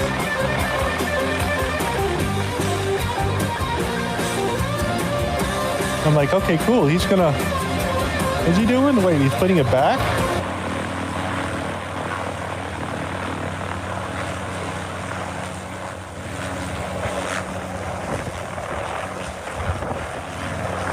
Skyhook, thank you. Okay, he's going to grab it again right there. I think they call it Skyhook. Yep, somebody put in there. Hey, Skyhook.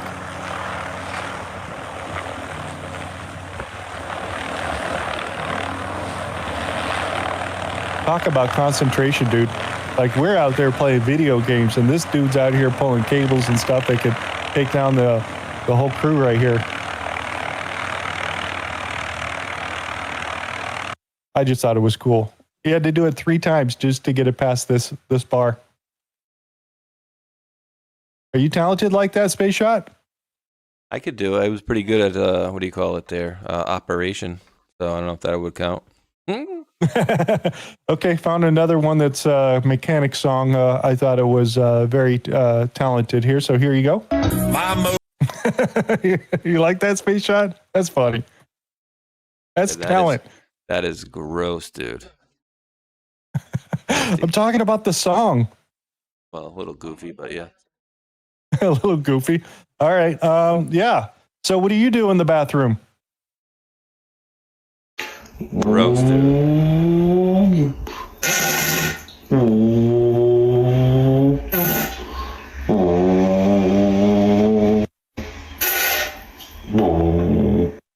Yeah, we're childish. Yep, 100%. Yep. We agree with you 100%. Yep. That dude's got some gastro issues, apparently. Yeah, here's for all the kids that went to school in the 80s. The shitty thing about it is my mom's actually the one who got me hooked on the stuff. Babe, you in there?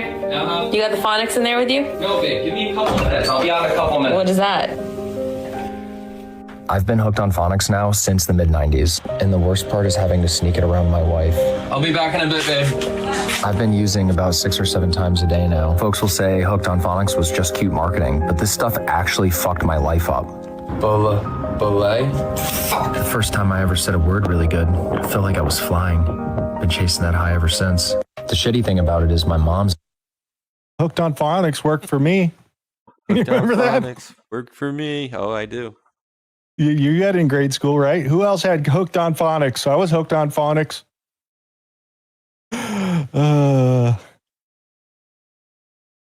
I thought it was funny.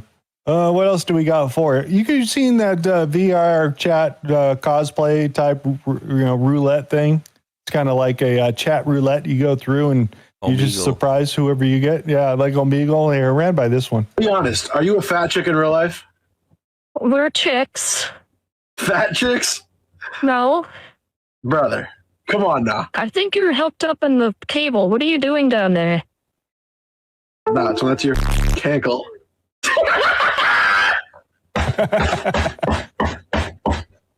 Hell nah, dog. You guys got bald hair. Oh my god. Something happened because I'm frozen. Fuck no, dog. Set one bald motherfucker, dude. It's my boy. Dude. There it is. It's working again. Be honest. Be honest. You're a fat girl. No, you're too old, dudes. What is wrong with people, dude? True Heart says, I enjoyed Hooked on Classics. Oh, what else do we got here? Oh, a little update on Mr. Peanut, who's no longer playing. Arc Raiders has started a Rust server, which is kind of like a big giant, like foraging, make your bases. You start out with a rock and, chop down a tree and make a base and, get metal and then guns and helicopters and a whole bunch of stuff. Well, they've been running a private server with their friends for a month or so, and they had a fight on who gets to shoot the nuke. And the people who decided to shoot the nuke has decided to pick Peanut's house, because they won. Oh my God! Oh my goodness!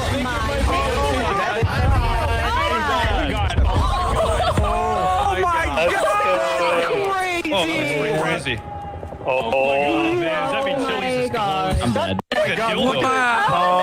So they nuked his house and his little band. So they get together in little groups and have fights with each other and shoot each other, take each other's stuff. And then they decided to, let's introduce a nuke bomb, and who wins the contest over here at this war we're doing, gets to pick who they get to nuke. Of course, they pick Peanut. So that's that game. That's Rust. You still there, Mr. Spaceshot? Space mute. There we go. Now my button on the thing didn't want to unmute for some reason. So what you're saying is they took time to build his base. You know, he had to break everything down or whatever. So it took a lot of time to build it, and they just cooked all Weeks. that time. Wow. Weeks of putting it together to be able to have all these defenses and stuff. And there's some pretty funny things in Rust that I've seen that are pretty entertaining, but they're saying it's a very in-depth, involved game, that if you played 1,000 hours of the game, you're still a noob, is what they are saying. I'm like, wow. So yeah, let's keep going. What else do we got? Hey, anybody need a bazooka? What do you think that is? I see propane there. A torch. What do you call it? Blowtorch. No, it's a pulse jet. Everyone was asking me to run this in my shop again, and I've been tweaking with the instant start, so I think I got that figured out. I'm going to try it one more time, make sure it's working the way I want it to. You can already hear the igniter buzzing in the background here, so let's fire this pulse shit up and see what happens. Hopefully she just barks to life, like she's supposed to. Man. Let me blow her out. And we'll try one more time. I was surprised. All right. 3, 2, 1.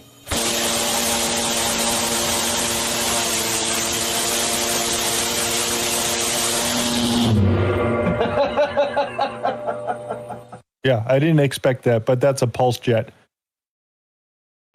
So small little expansion chamber that continues to push the exhaust out this side, taking in fresh air from this side. So kind of like a ramjet, but different. People are nuts. You need dude. one of those? Yeah, dude, I'd be worried about blowing up my friggin' house, like playing with that stuff. No, thank you. It's a little propane. It's okay. It's fine. Yeah, it's a jet engine. Yeah, when you got way too much money on your hand. So at first glance, this might look like VR or augmented reality, but it's not. These are my real hands. This is a real racing wheel. 1,254. Buttons, flag, lap timer, the nets, everything you see is actually real and in front of me, except for the 3 32-inch monitors. I've been working on building the Cup car for 9 months. You said you wanted to do sim racing, right? Hell yeah. You can get one of those? Yeah, I mean, I got the steering wheel, the pedals, the shifter, and the seat. I just gotta get a better seat. Yeah, which game is good to even do that stuff in? Forza, and the other one, it's like I forget what the name of it is. Assetto Corsa. That one's really good. You know, there's a new Forza 7 coming out very shortly. It's on pre-order right now.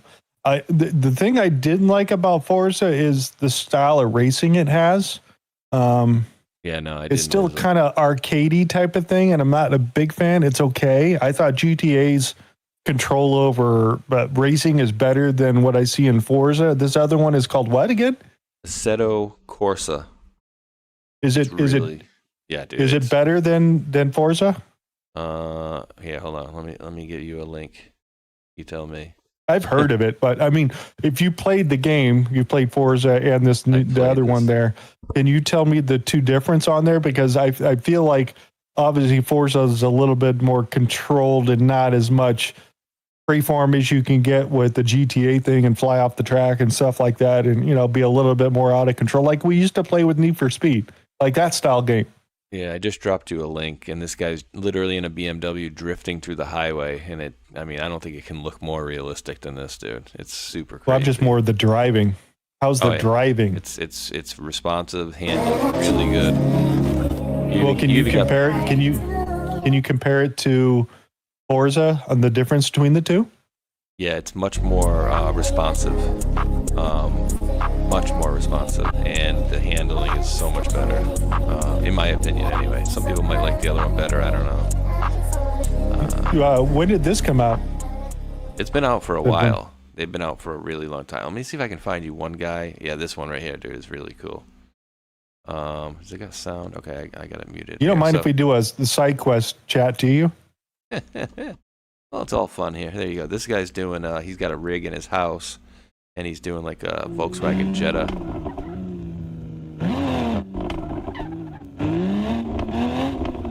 So you can get an idea. You still play this stuff with a controller, right? Yeah, you could, but you can get an idea of how responsive it is. See how when he hits the gas, it actually dips the back of the car down. So how much did you spend on your steering wheel? More than I care to admit. Come on. It was I just a good spent one. $160 on headphones. Yeah, the second set I've ever bought. The first set I bought in 2018. I finally replaced them. How much you spend on a steering wheel? I'm trying to remember here. Hold on. $500? $300? No. It was like in the 300-ish. It's the Logitech. And it's got all the force feedback. Say it again. Logitech, like G29, 920, that type of situation. And then how much is like the little gear shift thing? That one by itself was like $79. So the steering wheel and the pedals came together. Logitech. Do you have like the full-on the e-brake thing for drifting? Dude? No, I do not. That's a $30 add-on. I'm not going to get that. Well, I'm not really big into drifting, so I'm showing on my side what I got is the Logitech 920, and then we have a thing that it sits on essentially. So I don't have a chair like this, but I want to get one like this for my son. But I have a more basic one off of Amazon that holds the shifter and it holds the wheel and it holds the pedals and stuff like that. And it's more of a metal frame, and you got to put a chair up to it. But I do want to get the one where it's more like a thing that he can, feel realistic. And what is it connected to? The Xbox? Or yeah, you can do it with either. It's got connections, hookups for both. So he now has my what do you play?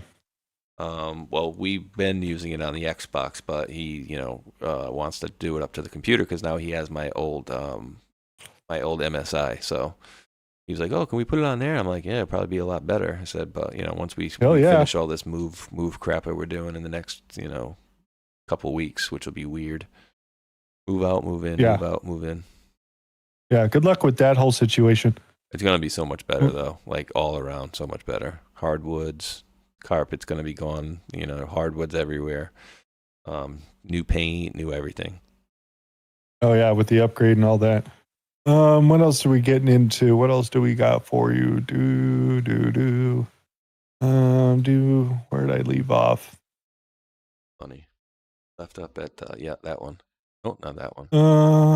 Dad joke survivors. Should we go that way? Can we go there? Yeah. I walked into the kitchen yesterday and I said to my dad, "Hey, I'm hungry." And my dad said, "Hi, hungry." "Hey, Dad, can you make me a sandwich?" And what did Dad say? "Abracadabra, you are a sandwich."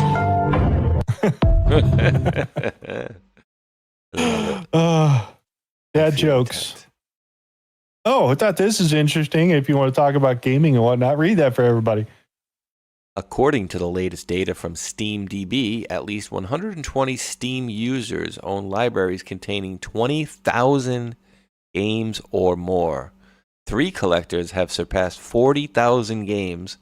Leading the pack is Sonics, with an X, whose library stands at 43,085 games, valued at nearly $750,000 at today's full retail prices. What? Dude, how would you even have time to play 43,000 games? Isn't that crazy? These are the games that they bought off of Steam. And it's saying this guy's number one with this many games that he has bought. Oh, I'm not on that leader list. I think I'm on number 10 on the leaderboard here because I own 4 games. Like 4 or 5. I've had my Steam account for like 23 years or whatever it first came out when we all had to buy it to get Counter-Strike Source and Half-Life. Remember that back in the day? That's when I made that account. I mean, I know I had Red Dead Redemption on there, and I think Arc Raiders, and I had maybe 3 or 4 games on there. 40,000 games? Like, what are you doing with your life that you're buying? Like, put it this way, how much time does it take alone just to sign in and purchase 40,000 games and then upload into your devices 40,000 games? I mean, dude, if you're talking like a Call of Duty, an hour for upload or something like that, but 43,000 games to buy and then upload and then play, too much time on this guy's hands, or girl, whatever. Well, right now, Cyberspeed is leading. Says I have 339 games to be exact in my Steam library. Have you played every single game, Cyberspeed, of the 339 games? See that over Or are you years. just collecting them? Just wondering. We'll wait for that one to come back around. Let's see what happens. Earliest recording of the word F from 1885 when a technician Vela Laboratories in Washington, D.C. accidentally recorded his reaction to a mechanical failure. See if we can hear it.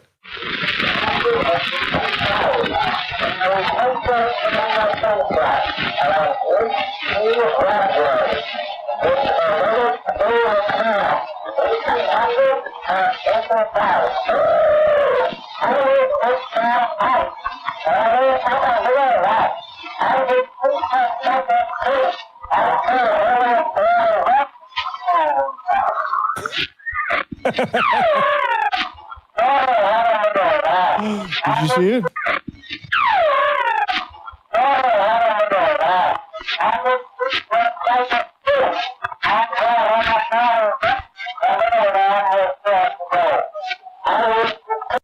Wait, where is it? I think it's right here. A little before that, right there, yeah. That's hilarious. Mary had a little lamb. Oh, F. Cyberspeed says, I tried to, but some of them are no longer compatible. Also, some of them are buggy and literally unplayable. Yeah, good luck. Really? What else do we got?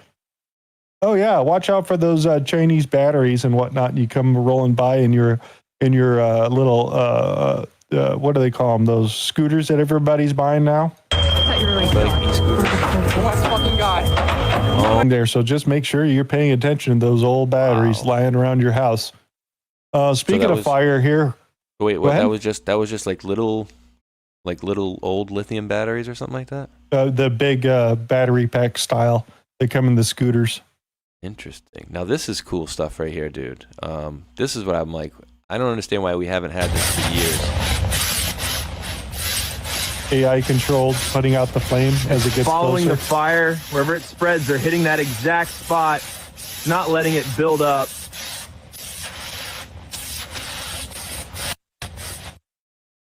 You like that? Yeah, I mean, didn't they have one in? Wasn't there one in Japan that does something too? That like sprays water everywhere around. Yeah, It's they like do got them in automated. the airports and stuff. Yeah, they were doing that sort of thing. So even here in California, I mean, the place I have now, it's got fire sprinklers in the ceiling. There's one in the bedroom and shit. There in each one of the rooms, it's got fire sprinklers in here. So that's new building codes for California. Yeah, Here, they ran by absolutely this should. for you. What the hell? Francis versus a hamster? Live from the Octagon, Nagongo in the red corner looking sharp and ready to go. Ngongo taking his time here, establishing range. Smart, patient approach early. Oh, that is it! One shot! One One shot it takes. One shot is all it takes. It is all over.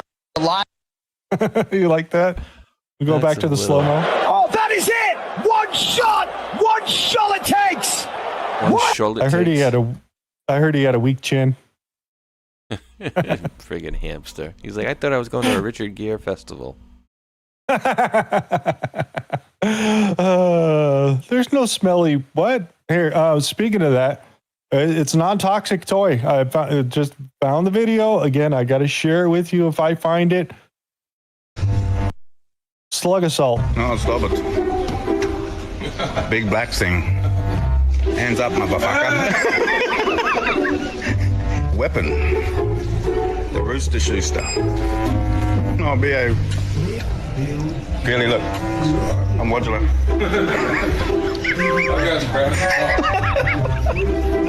What a beast. I gotta find this and give it to you.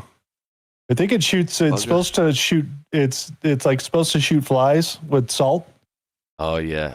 And dude, I was seeing this guy was telling Joe Rogan. He was like, I guess they make like a rifle version of it, and they make a handgun version of it. Not this, phallic shaped one, but a different one that's just a gun or whatever. But he was like, dude, you got to get the handgun one because I think he puts it with like a CO2 pack or something like that. He's like, it's vicious. And it works. Oh, the entertaining stuff I find on the internet. Yeah, this is exactly how I would interact with these same people here. As you can see, we got 3 different bikers here. We got one car stuck in the middle here. They have blocked traffic in front of the car itself, and the gentleman is attempting to open the door.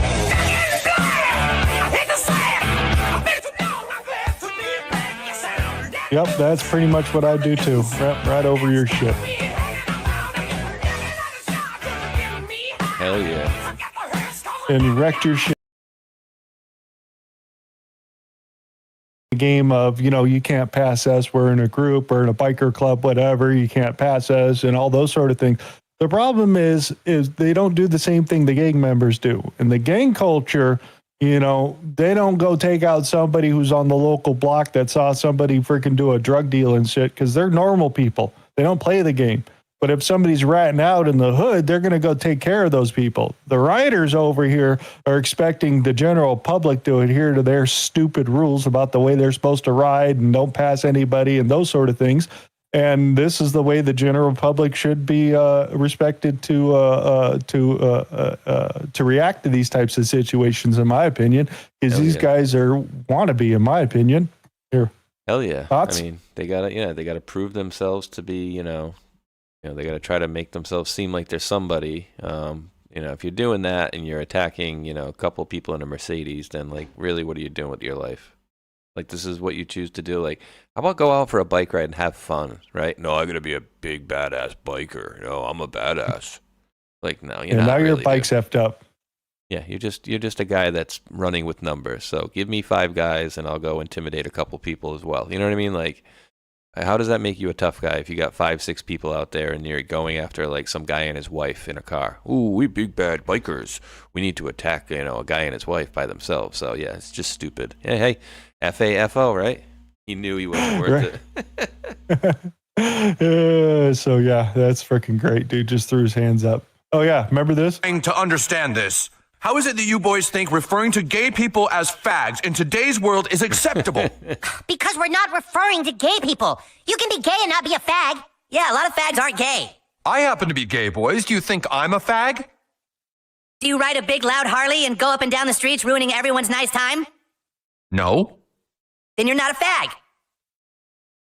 So what if a guy is gay and rides a Harley? Then he's a gay fag. I mean, is this really this hard? I don't know. All right, look, you're driving in your car, okay? And you're waiting to make a left at a traffic signal. The light turns yellow, should be your turn to go, but the traffic coming at you just keeps coming. And even when the light turns red, a guy in a BMW runs the red light so you can't make your left turn. What goes through your mind? Fag. Right. But you're not thinking, oh, he's a homosexual. You're thinking, oh, he's an inconsiderate douchebag like a Harley rider. This is making insanely good sense to me. This is making insanely good sense. Let's keep going. Yeah. You definitely don't want to be stuck underneath one of these things.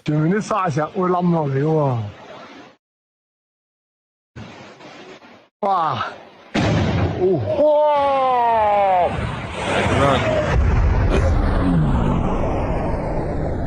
Let me go back to the tape. Oh my. Wow. As soon as I see that, I am running. Not slowly, I'm running. Oh. He's somewhere over here. Oh. Whoa. Whoa. Whoa. Yeah. Yeah, whoa. How about we get the guy that just got swallowed up by the friggin' mountain here? Like, He's whoa. underneath the pile. Everybody else is like, we're just getting out of here.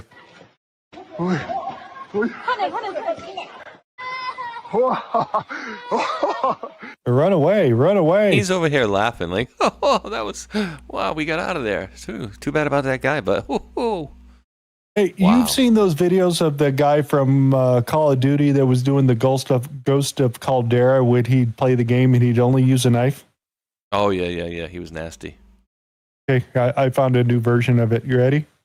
Yeah. Oh, yeah, I saw this the other day. Nobody's paying attention. He's stabbing them all. Everybody's dead. You're dead. You're dead. And you're dead. Yeah, you're dead. And you're dead. He killed the entire team. He did a team wipe. Somebody wasn't doing the guard duty very good. This guy right here. Oh, that was great. Hey, things for tools. I want to make sure you get the hole correctly there. Just add that little laser thing to the end of your drill. Mm-hmm.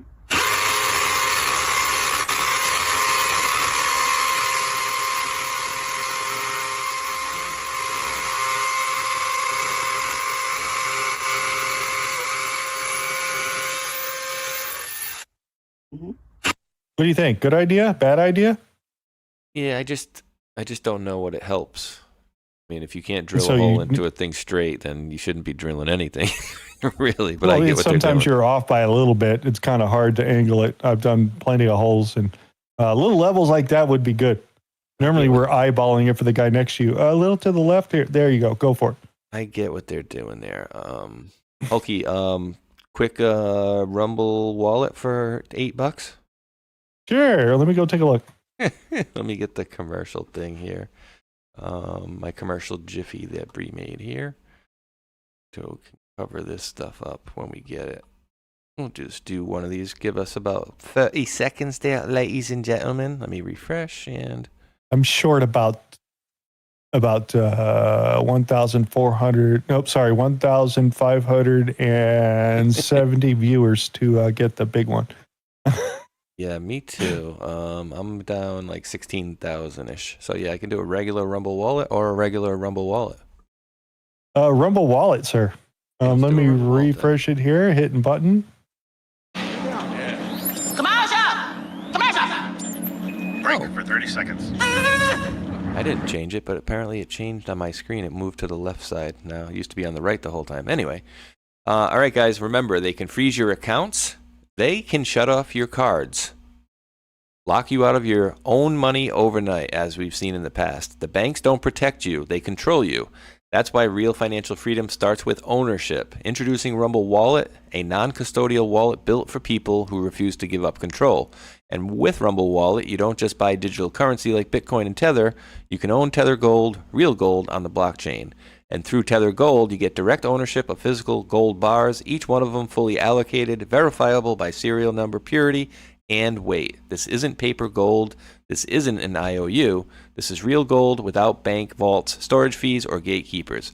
You can buy, sell, or move it 24 hours a day, 7 days a week, even when traditional gold markets are closed. And if you want, Tether Gold can be redeemed for physical gold. That's power. And when you support creators on Rumble, you can tip them directly using Rumble Wallet peer-to-peer and outside the banking system. No permissions, no middlemen, no cancel button. This wallet is yours forever. Boom. 30 seconds. Yes, and I do thank the couple folks who have utilized that. A couple folks have sent over. Some was in Bitcoin, some was in Ethereum. But yeah, people have utilized that, and we've seen it with the truckers. They will shut down your banking stuff. And Hulk, I got a really stupid funny that we absolutely sometime tonight need to get to. But it's all right. It's stupid funny, like so stupid. You're looking at the guy and you're going, "Wait, how can somebody be so stupid?" But it's funny. Hey, jazz music and cows. Oh my God! What the fuck?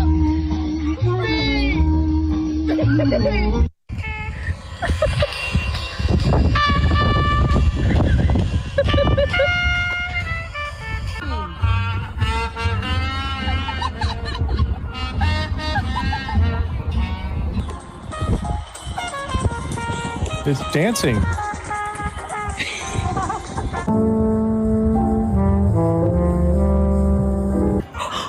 Oh my God. No. Are you joking? Shannon.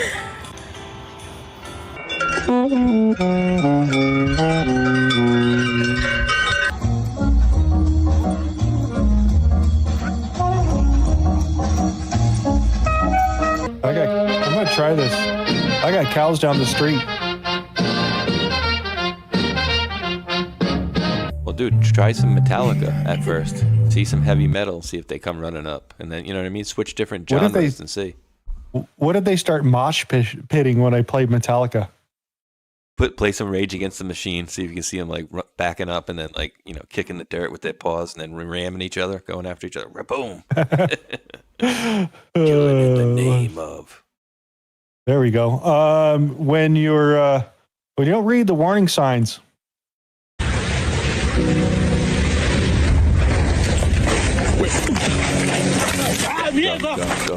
Go.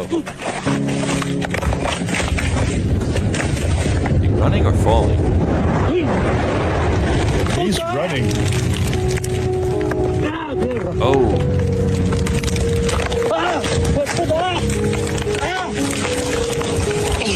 Cover your head.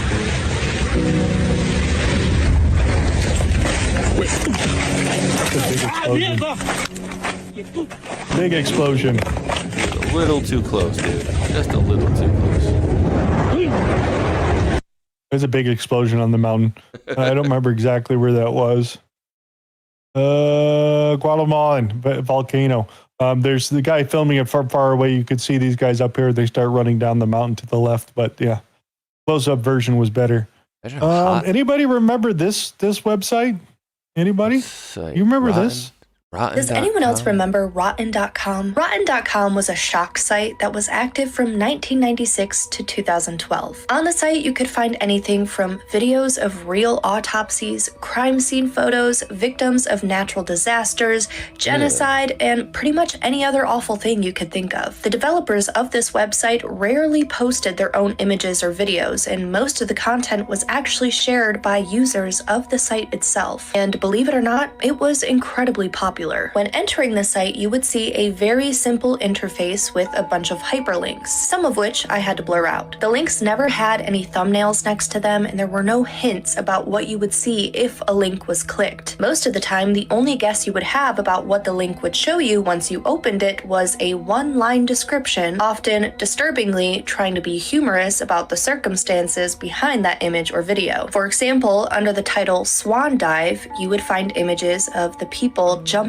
from the Twin Towers on 9/11, and Rotten.com was actually the first to publish those images. There was also an area of the website called Celebrity Morgue, where you could view reports and photos from famous people's autopsies. The craziest thing about this is that it was hosted on the surface web, meaning it was totally accessible for anyone to come across on a standard web browser. Throughout its existence, the owners of Rotten.com had faced legal pressure from families of the victims whose images were being shown without their authorization. And even though, from a legal standpoint, they had no grounds to shut the website down because of free speech laws, the developers did eventually take the website down after years of declining traffic to the site as social media was now on the rise.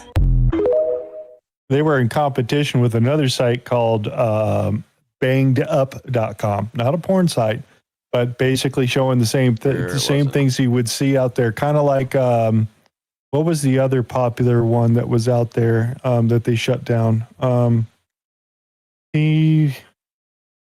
Back then, I'm thinking. It had a red website. They always have links and videos and shit like that on them. Well, I don't know if it was a website per se, but and I'm sure you remember these ones, the Faces of Death movies. Oh my word! Oh yeah, those were horrible. They would be worse on Rotten.com and BangedUp.com. Yeah, Dal's even said Faces of Death or something. Yeah, I mean, I saw one where this guy was like in New York, and apparently he was running from the police and tried to like jump over a fence, and apparently his body made it, but then his head got caught on the fence. It literally decapitated him. Other ones they were showing like people with a hostage situation where the guy has his family, and then he comes running out with like a shotgun or a rifle, and there's like a SWAT team out there. It's just boom, boom, boom, boom, boom, boom, boom, like the movies. You know what I mean? And so they showed you then people eating monkey brains and the most vile, horrible stuff. I don't even know why I would ever even entertain watching that stuff. I know, we'd go search it out to find it. Ugh, yeah, but as I'm watching, I'm like, ugh, like why am I watching this? Gross. Exactly. What else do we got here? This one's a little bit of a long video. I don't know if I want to play it and go through it, but it goes into some interesting things about, why did people look older back then? And, you're going into high school and the seniors look so old and those sort of things. So I thought it was interesting. I don't know if it's something you want to get into. I'll just continue on, or I can drop it. Is that Vsauce? Is that the guy from YouTube that does all those videos? Yes. So yes. Is he talking about like why people in like the 20s and 30s when they were 30 years old looked like they're 60? I'm very interested in this stuff, and I don't know that it's just makeup and stuff like that. I feel like the way he gives an explanation for it. Yeah, let's get into it. Or at least watch a couple minutes of it.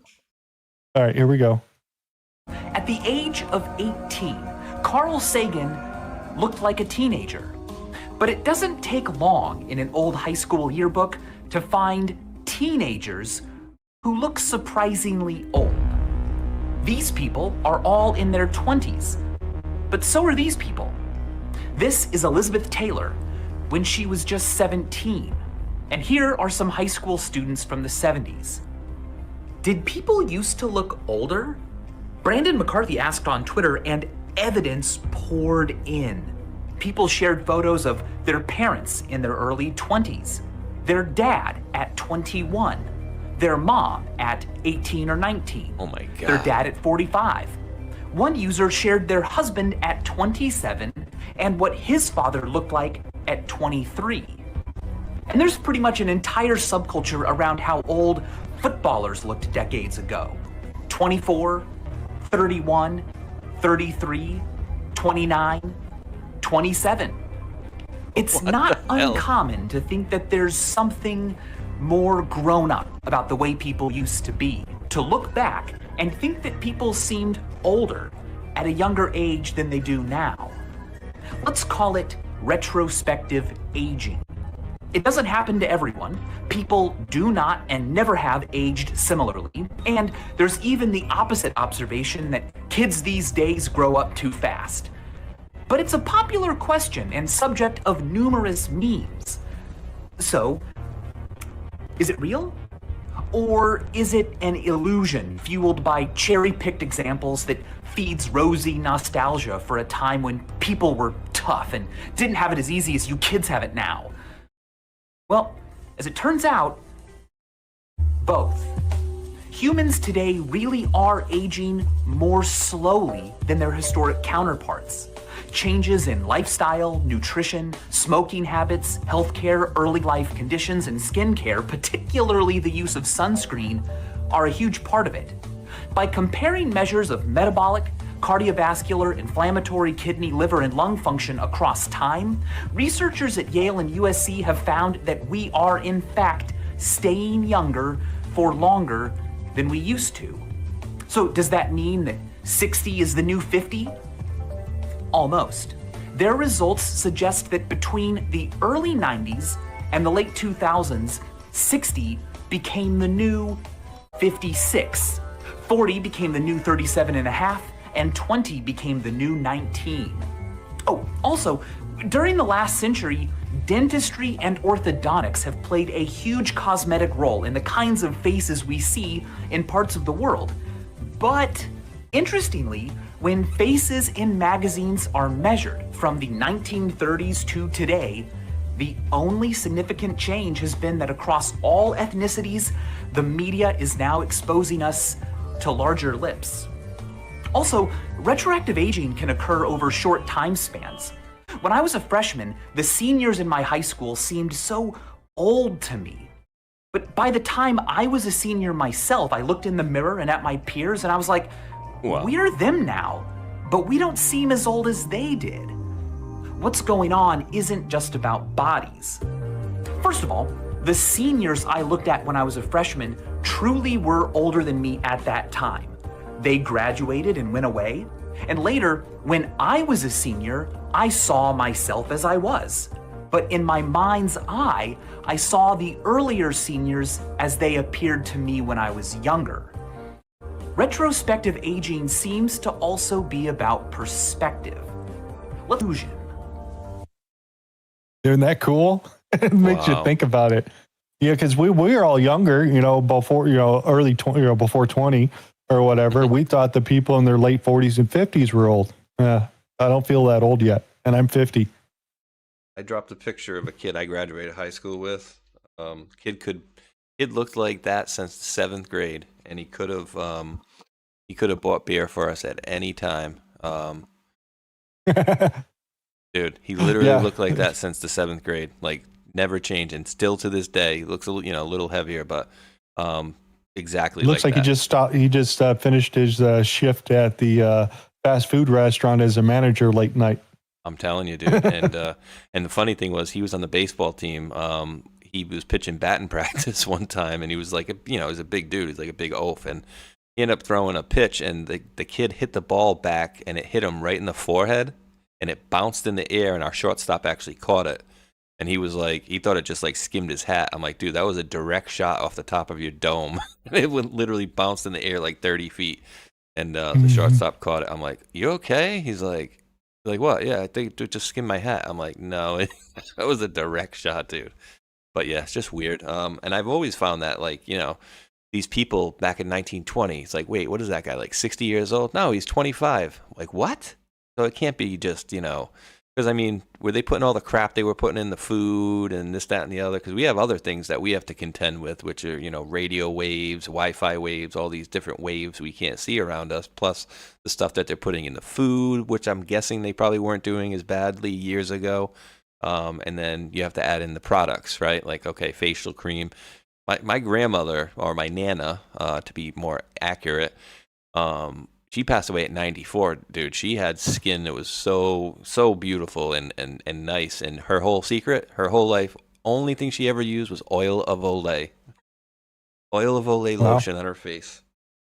Yeah. All right. So I got something else to show you guys, because Dal reminded me, show the photos of what I talked about at the beginning of the show.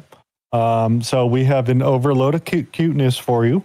I'm sorry if anybody explodes or anything like that, but it's a level 10. Pictures online, Hulk. It's a level 10 cuteness. My daughter got a baby kitten on Wednesday night, and we've named it. It was named Pearl. Its name is Cinder now. I'm going to show you a picture of it, and I'm sorry. It's overload. Here you go. So they got it at the local adoption place. These are the professional photos that they had done in the morning, and then my daughter went and picked up Cinder. That's what I named her, because they're asking me, and I'm all, well, she kind of looks like Smokey type of thing, and I was figured like something like Smokey or whatever, and then I came up with Cinder. So this is the new addition to the family. I'm going to keep popping photos up here for you guys. Oh, our other cat is not very happy. So far, this is the winner of the photos right here. Oh, the one poor. How old is the other cat? And how old is this one? This one, Cinder, is 3 months old, and Sassy, the other cat, she's almost 4. I think she's coming up on 4 this year. You have a pet named Sassy? Are you serious? Yeah. Yeah. Dude, that is so weird. And did you say you had a pet named Smokey, or you were thinking about naming it Smokey? Well, that was the name of the name of the cat that we were going to do. That's crazy, dude. I had a cat. Well, it was my mother's cat, but I named it. That's why his name was Smokey. When I was younger, maybe 8 to 12, 13, 14, we also had a dog, and that dog's name was Sassy. That's pretty cool. So this is the new addition to the family. It is a very small. Fits in the palm of my little hand. It's something that's just a little bit too big for the snake to eat, but pretty damn close. What you're saying is that's a very, very small chair, is what you're saying. Yes, it's a very small cat. Or that's a very fits big in my chair, hand. It's probably as big as 2 tennis balls. So the other Sassy, your other cat, is female. I'm taking it. Yeah, so they're both females. Everybody's a female over here. So She is not happy. Not like it's not doing the motherly thing. No, it's like meh. Well, it didn't like it. Like yesterday, walked up over to it, hissed it, and smacked it right in the face, and then walked off. So that's how it's gonna be around here. It's probably gonna take a couple of weeks for them to get together, be happy with each other. But it seemed like yesterday, because Sassy pouted underneath the blanket on the couch for most of the day because it's not happy. She doesn't want to be petted, any of those things. Trying to make her feel wanted and all that. So I brought her upstairs, and she hung out all Thursday while I was doing streaming and all that. She stayed in the bedroom here, laying in a little spot the whole day, and didn't get out from there because the other cat's here. And then I picked her up this morning. She's getting a little bit better because last night seemed like she was hunting around for it because we had took her upstairs to go to bed with daughter. So it seemed like my other cat was looking around for her because she came upstairs and she was like laying outside the door. And that's when I picked her up and threw her out on her little spot here in the bedroom. And that's where she's been this morning. So she's hanging out with me now. That's funny. I got a couple of funnies in the chat. Darling USA 1 says, my cat is Fiona, but when she scratches me, that name changes. And then somebody was making a joke about snakes, but Aaron Pauling says, the most common thing I've noticed about people that don't like snakes is they usually don't know much about them, or they know nothing about them. Well, yeah, I mean, and snakes can be scary to some folks for sure as well. You know what I mean? Like especially some that can strangle you to death if they'd like. You got a python, right? It's what is it called? It's a yellow belly called python. It's this docile one. Whatever. It's very docile. It's like having a cat. We actually fed it its mouse last night because it needed to eat. Let me see if I got a picture of the other cat. Got the whole wild kingdom here.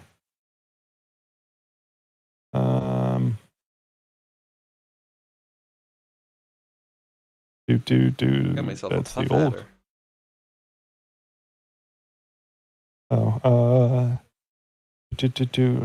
I got myself a fierce snake and then a puff adder.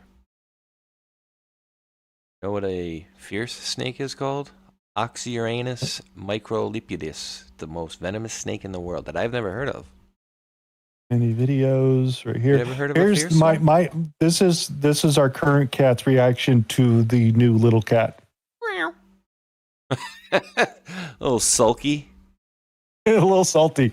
I agree with that.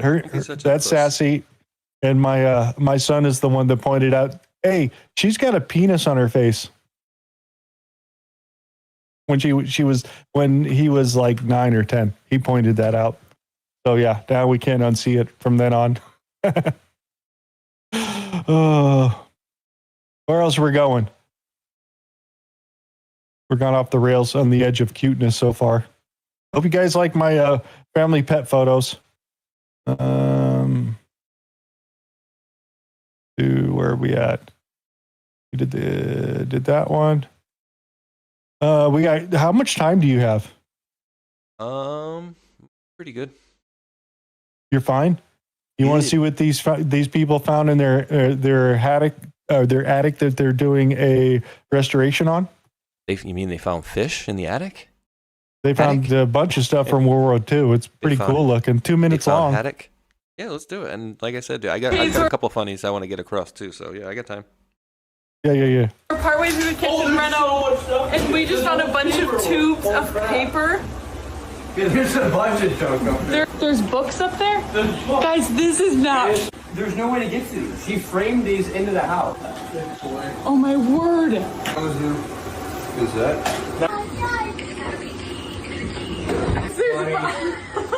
Okay, wait. Gold. Oh, look at this sick little gun with a knife in it. What is it? Oh, it's jewelry. Oh. Yes!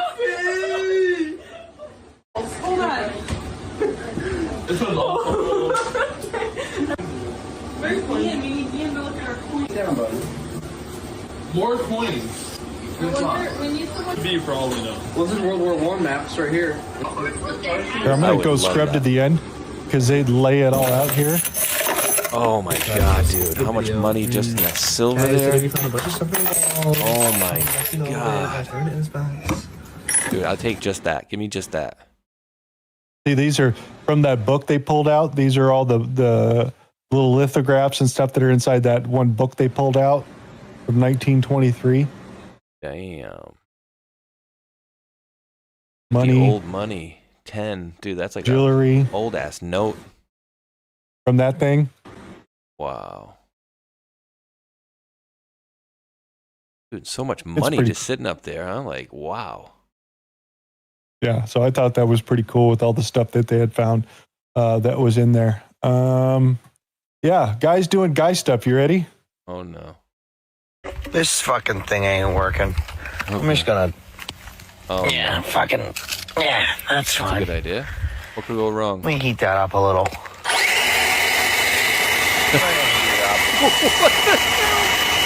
her nice and hot, boys. Fucking heat her up a little bit. That's fine.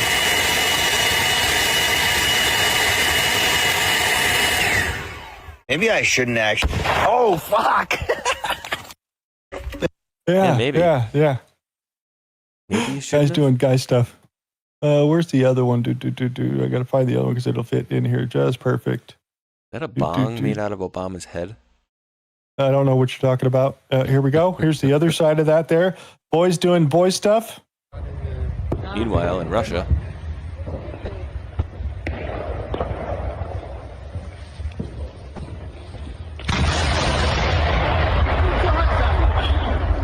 Damn. Hospital. How did I know it was in Russia? Yeah. Video quality. Dude, you can have a lot of fun, dude. All you need to do is go like on YouTube, put in "Meanwhile in Russia" or "Florida Man," or just a Google search on either of those is great. And you know what's the other good one was brought to my attention? Google search and just search "looks unrecognizable," and you're gonna start seeing all these celebrities that like, oh my god, what the hell happened to them? But what do we got here? Trueheart with a great comment out there in chat says, "I used to work in a burn unit. People don't think these things through." I agree with that one right there. So driver in the tank on the left over here.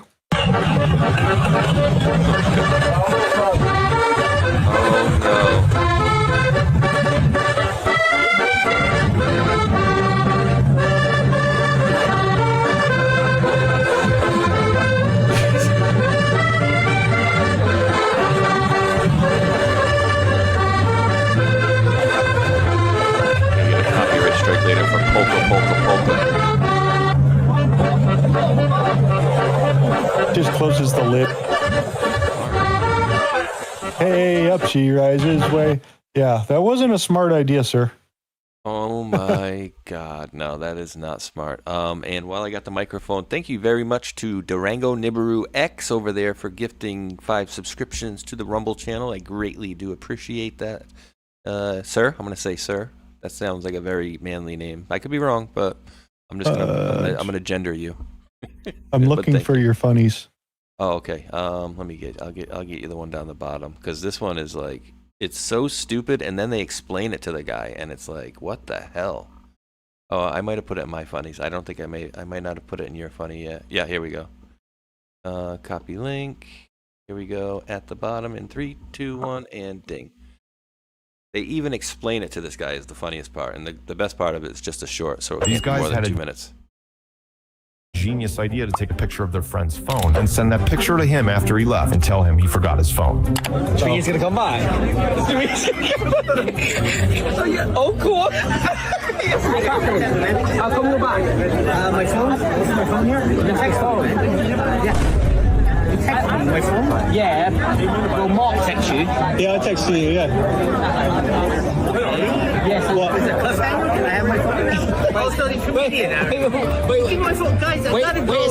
Wait a second, let me speak. Think about this. We just text you saying you left your phone here, right? With a picture. So how did you read that text message? What did you read it on? On the screen. On the screen? On what? On your phone? Yeah. So how is your phone here if you've read it on your screen? Because you text me. Look inside your pocket. Is that your phone? Yes. Yes. So, you have your phone. These guys had a genius.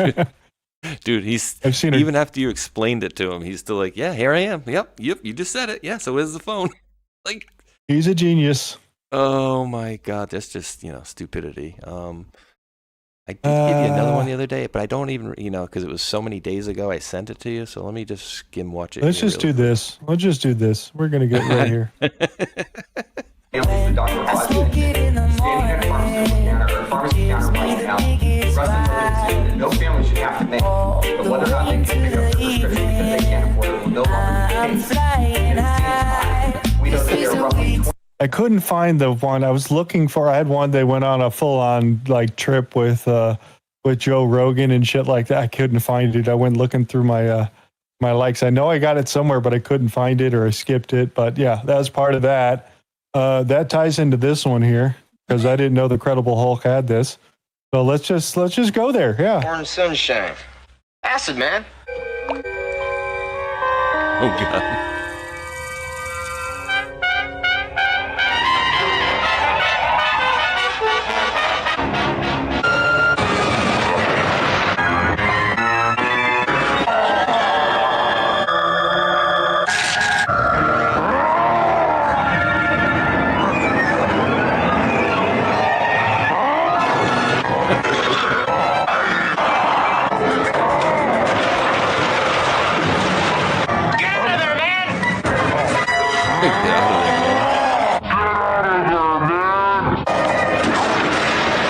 Orange sunshine.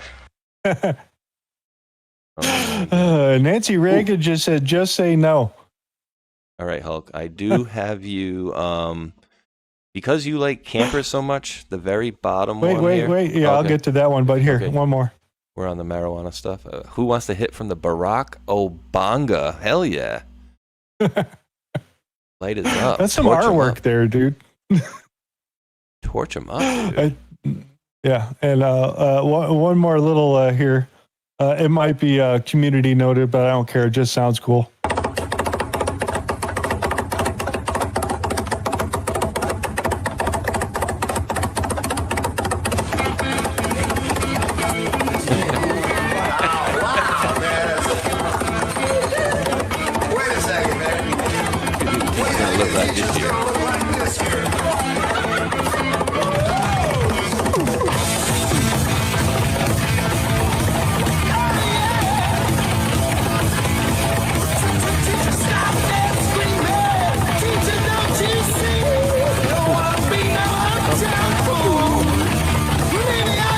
I think we get the idea, right? Right? Yeah, that's pretty good. What do you think? I'm not going to read the community note. I don't care.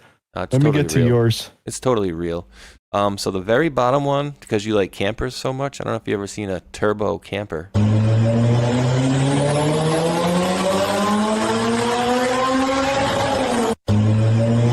what the hell you got in there? 400 horsepower. The one above that one is a new way to play cornhole, which I don't recommend any anybody does really, but definitely not guys. Yeah, it's more like torture. That's just when you're drunk at night. Oh, like not this one. The next guy actually hits. Oh, the next one.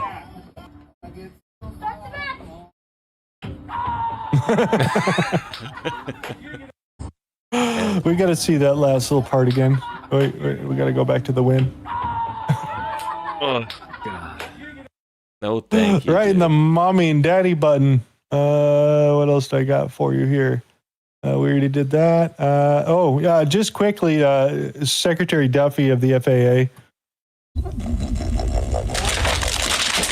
Now what is Spaceballs. I'm having trouble with the radar, sir. What's wrong with it? I've lost the bleeps, I've lost the sweeps, and I've lost the creeps. Some systems belong in space, but not the golden age of travel. This cabinet right here is going to replace all of this. This radar was acquired back in the 1980s. All of these wires and circuit boards are aging technology that is becoming more difficult to maintain, more difficult to find replacement parts. You're going to love our new radars. Like almost like the Love Boat there at the end. I just thought it was a cool commercial. Horses in snow, anybody? Yeah, I didn't know. I've never seen it, so why not? Yeah, just skiing. There's horses going by. Yeah, no big deal. I'm not sure exactly. This is Spain. Chicos, mirad detrás vuestra. Do you think they have to pay for lift tickets? And do they get special access? I mean, I'm pretty sure they got handicap access, but horse access. Do you think they got horse access?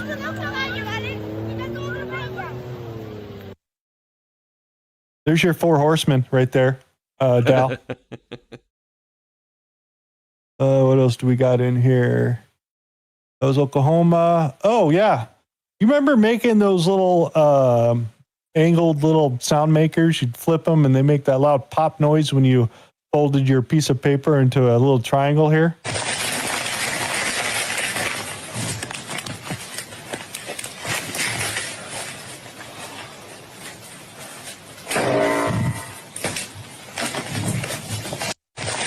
It scared him.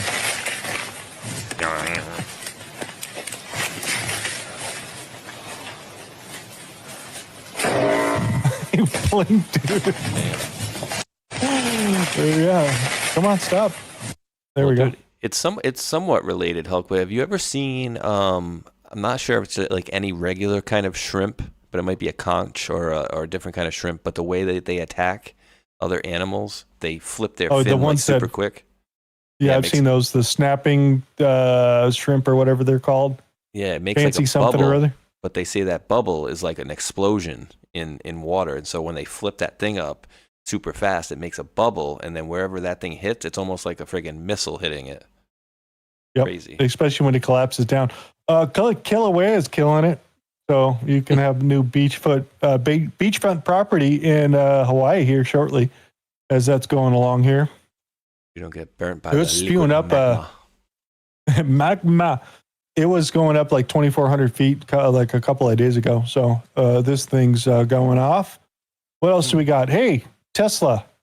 How good is your reaction? And this is the Tesla reaction. You ready? Mm-hmm. The hell? The Tesla is the driver.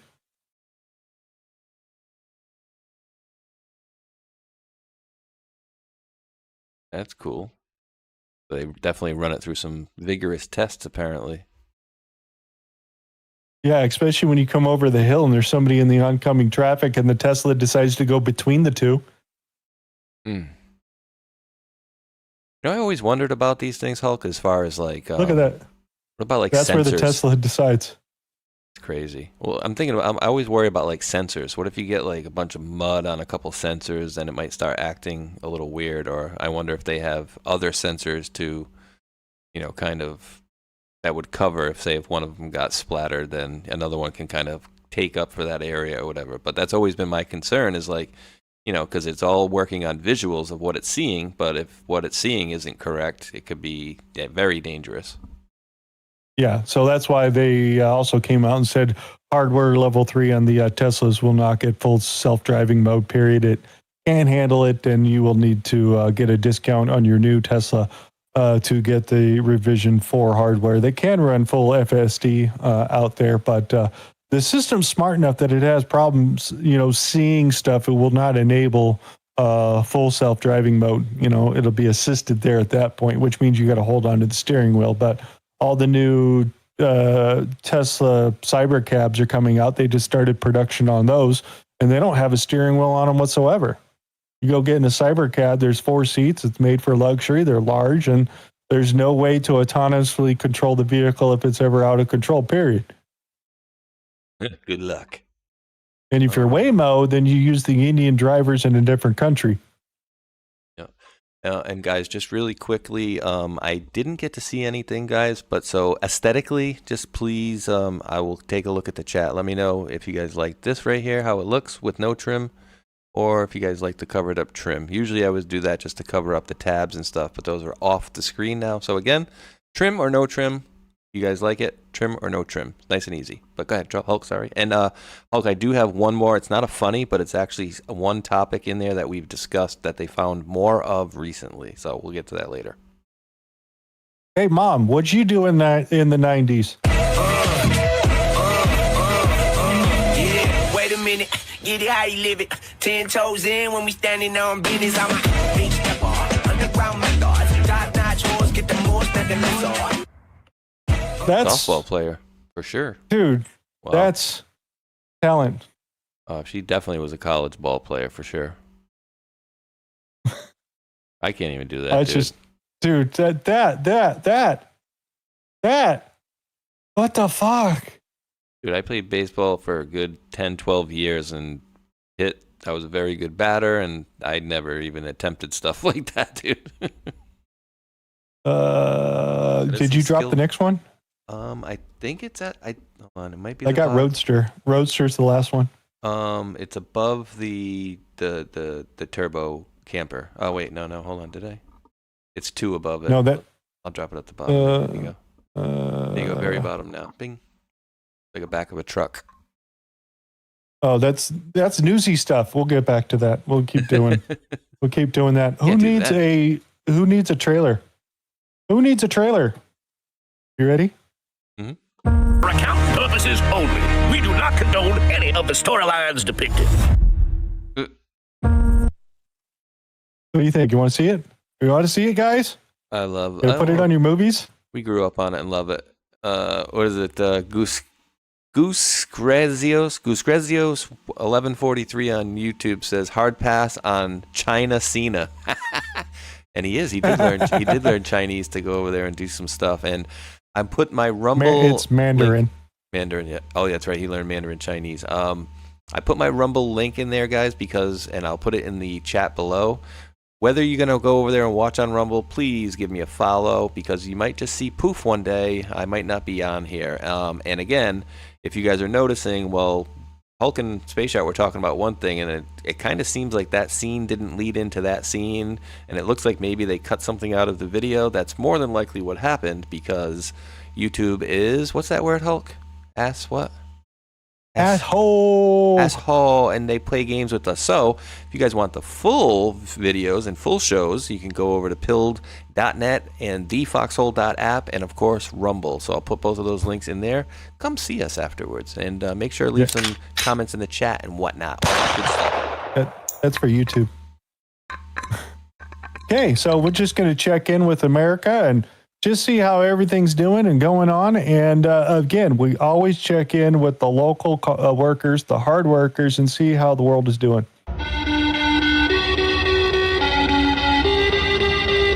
Oh, no. Gay porn. About the downfall of Israel. We can read through them here really quickly here.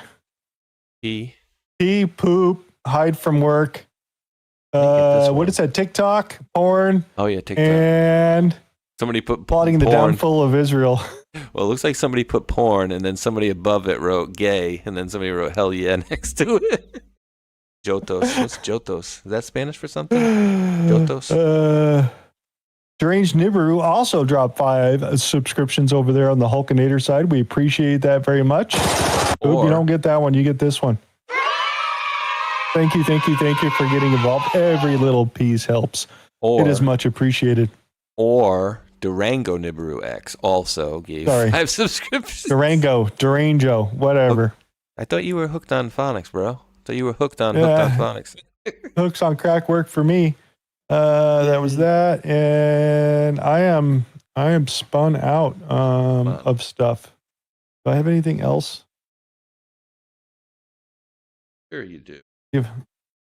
Oh, just that newsy thing I dropped at the bottom, but it's just we're seeing a lot of it lately, and I don't know, maybe even I'll grab that really quick. Maybe but you could talk about that. Weeks. Well, you'll know what it is when you see it. Yeah, we did talk about that. You can't get the plans for this one. They're leaving that alone. At the same one. That's the one you dropped.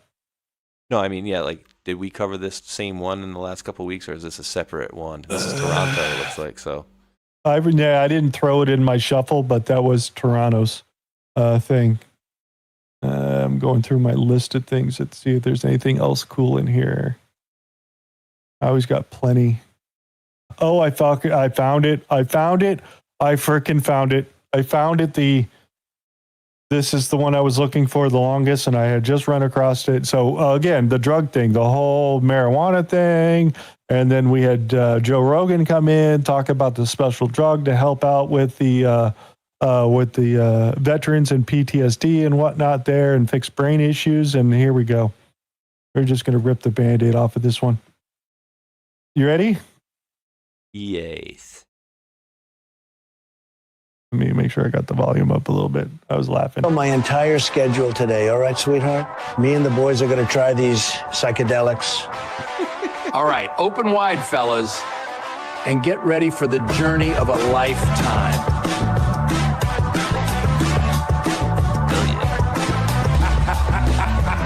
Dude, this is crazy. This is the greatest thing I've ever done. This is pure health and goodness. It's best to just eat them raw. These snozberries taste like snozberries. Bro, this might sound crazy, but this strawberry is kind of hot. Are you going to eat me, Daddy? Don't forget to let the juice run down your mouth. If you want to go deeper, follow the white rabbit. Yes. Martha said to tell you she left the sexy strawberries just for you. I used to hump those strawberries every goddamn day like a jackrabbit. Follow me. Honest Abe wants to show you something really special. I wouldn't touch that if I were you. I've been waiting a long time for you, Mr. Vice President. Hell yeah. Like it up, smash up. PC. Yeah. Am I following him yet? Cancel my entire schedule. Yeah, I'll drop that one for you out there. Yeah, I got to get over and check out some of their other stuff that's over there. I just followed them. I'm going to drop this one out there for everybody out there. You can have a copy of this one out there. Oh, shit. Hung Kao, acting secretary of the Navy. I mean, dude. It's just wild. Such a wild coincidence, dude. There we go. Everybody's got it. I didn't even have a pilled window open, even though I'm streaming over there. Thank you, Spaceshot. He gave me 1,700 pills out there. I'm going to get roofied. Oh, no. You got to make sure you read all the comments later. We'll get to that one. I'll get there once we get there. Did I have anything else in there? Did I have anything? Oh, yeah. I got this for you. So, driving sims. You talked about your driving sim. So I saw this sim, and the footwork on this one is actually excellent. Check this out. This little homemade setup here. So I'm watching this, dude. I'm like, oh, That's pretty cool. The guy's got some good footwork and shit like that. What then the I realized it's connected to a controller. What in the heck?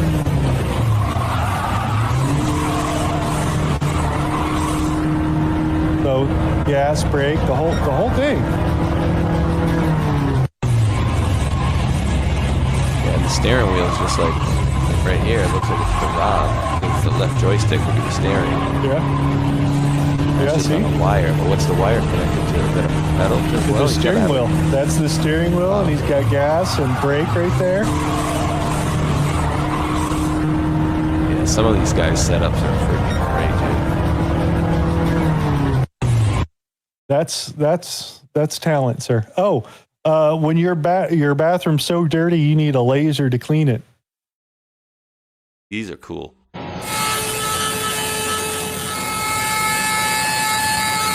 how badass is that? Who wants? Going on Amazon right now.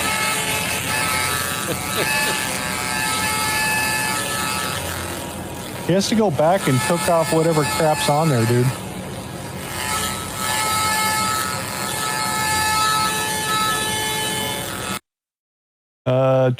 What else do I got? Oh, I found this for you. This when I saw this, I thought just of you right here. Dude, you know how much that is? What's that? Audio books choosing the worst narrators. I just looked up on Amazon quick. I just put laser cleaner machine. 5,000, 4,000, 5,000, 4,000. Oh, well, this one's actually 139. High pressure steam cleaner, but that's not laser. All right, what All do we right, got so here? go back to this screen. I got this for you. I last. Being wet enough. Lord of the Rings, The Fellowship of the Rings by J.R.R. Tolkien on audiobook. Read by RFK Jr. Chapter 1. The long-expected party. When Mr. Bilbo Baggins. Mr. Bilbo Baggins met Dude, I the- chuckled for like a couple of minutes just thinking of you, just laughing at that. Dude, I Oh, it's the love this. worst. And dude, literally, I'm thinking the other day when they're doing the ibogaine, right? The thing you just showed, and he's behind there. I'm like, when are they gonna come up with something to fix his voice? Like, I would be putting the full weight of the federal government behind fixing my voice box. Apparently, what his issue is, it's like it's his diaphragm that basically is like involuntary or whatever. That's from what I understand years ago. Why is Don't be RFK's racist. voice like that? What else do we got for you? Oh yeah, do you remember? Nope. Here, I'm gonna throw this out there. Talk Wasn't about there. streamer girls, whatnot. Wasn't Here, it? dude. We're just gonna play this, dude. Just you remember the girl? This is one of your smaller accounts. Yeah, the $3 million sitting there. And then on this one's interesting. We have $27 million in stocks, but it looks like you withdrew about $1.5 million in cash, potentially from this portfolio. What I was think that was happening for the private equity expense. Okay. Like one of those capital calls. That our That's why I said they surprised me with how big it was. That's why I'm like, oh, I should do. Good thing I'm doing the payments instead of just paying stuff full out because I just need the money to be in that account to withdraw from. Do you have someone that's like picking the stocks for you, or how do you go about it? My accountant will bring stuff to me and then I have to approve it. They don't just do it without me knowing. We usually have a discussion about it, but yeah, they'll find stuff for me. But in general, like I know like safe stocks, like my personal knowledge that I've gained is just typically what I like to stick to unless someone else older and wiser is like, hey, this is an opportunity. I like stuff like Visa, like Shopify, things that aren't going anywhere. I'm like, oh, safety. Why not just buy the overall market at this point, though? I have some in that too. I know we have a little. You have a little VOO, Yeah. but there's a lot of single stock Yeah. She also owns like 3 gas stations because they cost about $4 million a piece, and it allows her to hide her expenses into gas stations and whatnot there. So it's just like, oh, that's 26 crazy. million in one account. She has 26 million. Just think about like, oh, it's not, equal rights for men and women. It's like, well, give me a pair of fake boobs and some whatever. And dude, like we've talked about this before, maybe even the other day, that remember there was a guy in, I think it was like Russia, certainly in Europe, but he was showing literally the split screen. On the right side, it would look like some OnlyFans model, getting naked, fake fake. The whole thing was fake, right? But like, perfect body, whatever, good looking. And then the left side of the screen was showing who it really was, which was this guy. And so he'd be like, hi, and wave at the camera. And the girl on the right was mimicking exactly what he was doing. So he had one of these filters on there that made him look like some OnlyFans, and he was raking in the millions, like millions and millions and millions. And so, yeah, these people can make some serious money like that, I guess. $26 million, dude? That's bananas. Yeah, just in one account. She started on Twitch and doing the whole pool thing and in like a bikini or whatever, and then she got that other dude, and the other dude started going crazy on the show because they were married and they split up or whatever, and then they were doing OnlyFans at the same time. Just wow. Yeah, she would do a thing like, say, if somebody sends like a Rumble rant and I was live and showing myself like Durango Nibiru X, like I'd hold up my arm and I'd write in marker on my forearm. Oh, Durango Nibiru X, 5 subscriptions to the channel. Like that's what she would do. Somebody would gift her or whatever, and she would write their name on her body, which was just, oh my god, dude. And I don't know how she became into our focus. I guess she was somewhat in Ardoc's not neighborhood, but general greater area in Texas. No. Yeah, I think they knew each other here for a little bit. You want to see how you can throw $300 away really quickly? Oh God, I know. I got a 15-year-old. $300 cutter, solid carbide cutter going down the tubes. Do I dare just run up and try and grab it? Just rip your skin off. Oh, it's getting close to something. How fast is that going? Probably over 10,000 RPMs. I get something about it. And it's slowing down. More, man. Probably hasn't dug a hole. Now it's starting to get down to... Because those CNC machines go fast. Oh, God. It's slowing down. All right. They can get up there in speed, dude. Best CNC fail ever. Oh, we'll see. Hold my beer. Hold my beer. Hold my beer. That's all I got. I'm basically spent out right now. You got anything else? You want to throw out? It's all just newsy stuff. How about the world's smallest elevator? What? Elevators in Paris? Are you serious? Dude, you get some 300-pound dude or woman in there, they're going to be hard-pressed to get in there at all. Isn't that crazy, dude? That's got to be like somebody's house or something like that, or like some friggin' private residence. That's way too small. All the stuff that I dropped was... I got this for you. This is absolutely great. Remember Avis Rent-A-Car? They're doing the same thing they did with GameStop. This is how yeah. They're trying to shorten. Oh, this is 4 minutes long. I don't know if we should play this whole thing. Yeah, we're getting a little bit late. I did drop I you know some... you got to go. Well, no, not too bad. But I did drop you something at the bottom. It's a long video on YouTube. I don't want to play it, but I just want you to show it just so you can see like what he's talking about. I just thought it was interesting. So even and we're Jim Brewer here.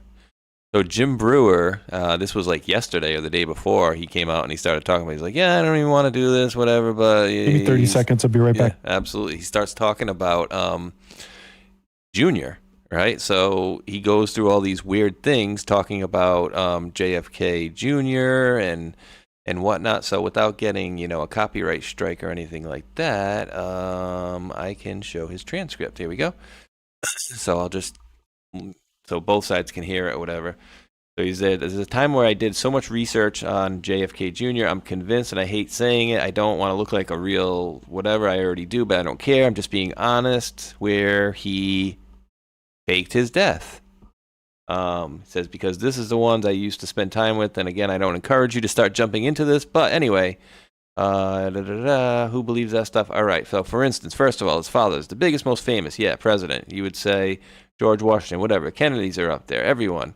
JFK Airport, John F. Kennedy, everybody knows them. Secret Service is not going to let the kid of JFK, whose uncle got popped as well. Yeah, so they're already targets. Yeah, you're telling me you could just take a plane and whatever. So I did actually hit ChatGPT on that one, and they say that yes, while the kids of presidents will get Secret Service protection because his father was out of the limelight for so long, essentially saying that he didn't have or didn't receive Secret Service protection for many decades, or at least a few decades. So, okay, so basically he was bringing all this stuff up is what I wanted just to.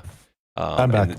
And this last part, Hulk, I did want to get out because I think it's very important. Again, if it would be the ultimate cherry on top, and like I've said, it doesn't need to happen, but it would be great if they kind of found out he was alive. But I'm reading a little bit of his transcript here, Hulk, and this part, he says, one of his famous quotes, because he became a lawyer. Yeah, all right, but he became a lawyer, and I don't know if this is the exact quote or something, and I think it actually is the exact quote. He said something like, "I will expose my father's killers, even if it takes taking down my own government." Right? Said that's now, if you're thinking about theory of he's not JFK Jr., that's a son, that's your dad, that's your father. So, the whole worldview, whatever. So he did a whole, 13-minute video talking with this guy about, how he believes it's possible he could be alive. So I just thought it's interesting. Again, we didn't see any, not one that I'm aware of. You guys can bring it to my attention if I'm, not remembering things. But have you ever seen a JFK Jr. documentary until he had been dead for 15 or 17 years? And then all of a sudden it was like TV show, movie, series, movie, TV show. And then the last line of it is quoting his wife, and she says, I am not dead, I am alive," or something like that. This is the one with the tiger. I'm just going through the songs. You guys doing a tiger versus a tiger? Yeah, he's pull. Yeah.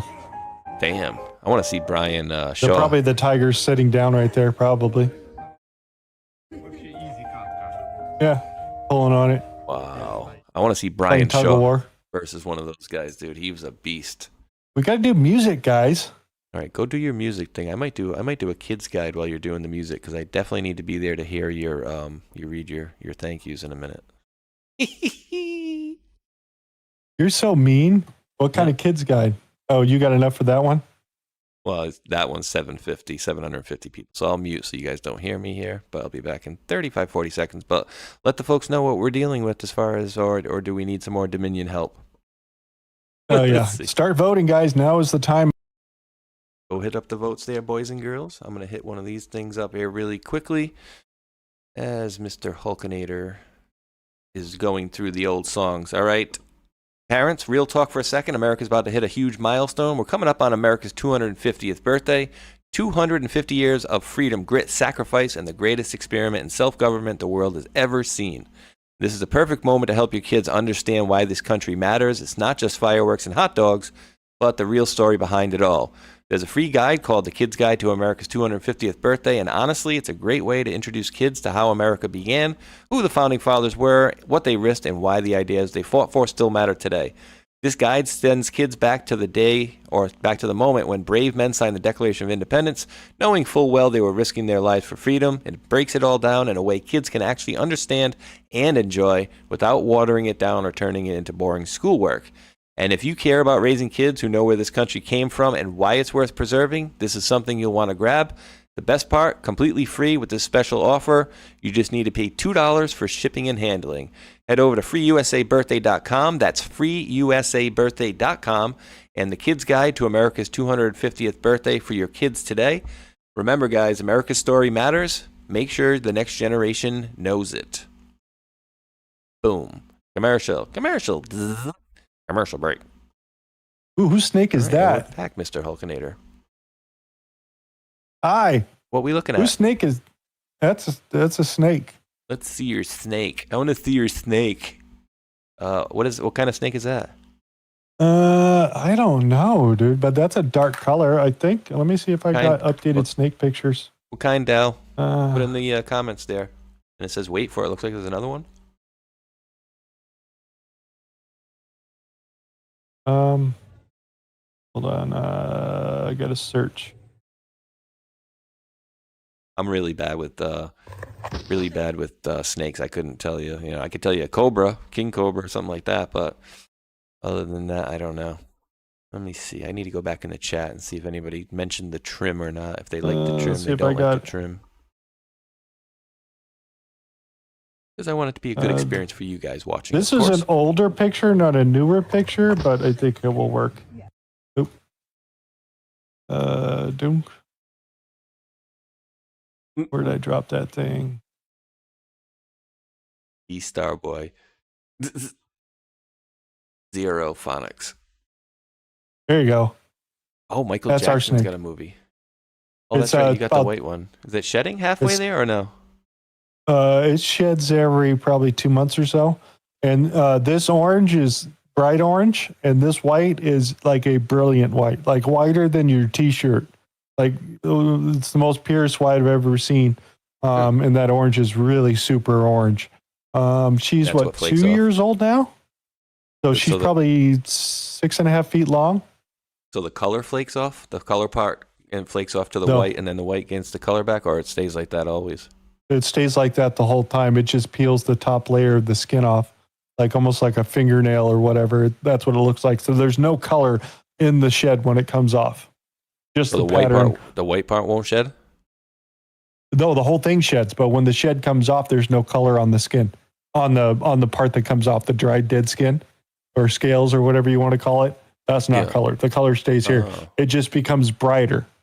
She'll get dull, and you know that she starts getting these caps on her eyes and whatnot. So then you leave her alone for a few days, maybe a week, until it all peels off in one big giant thing. Dang. And just remember the one that's not happy. We must kill it. We must kill it. I'm gonna feed it to Why the is it snake. still here? That's All right. what my cat is saying. Dal, I'm seeing, is in your chat and says, what kind of cat? No, Let it's me a see. constrictor. It's a yellow belly bald python. So the docile one, not aggressive. Dal's is? Okay. Mine isn't. The one I have. Interesting.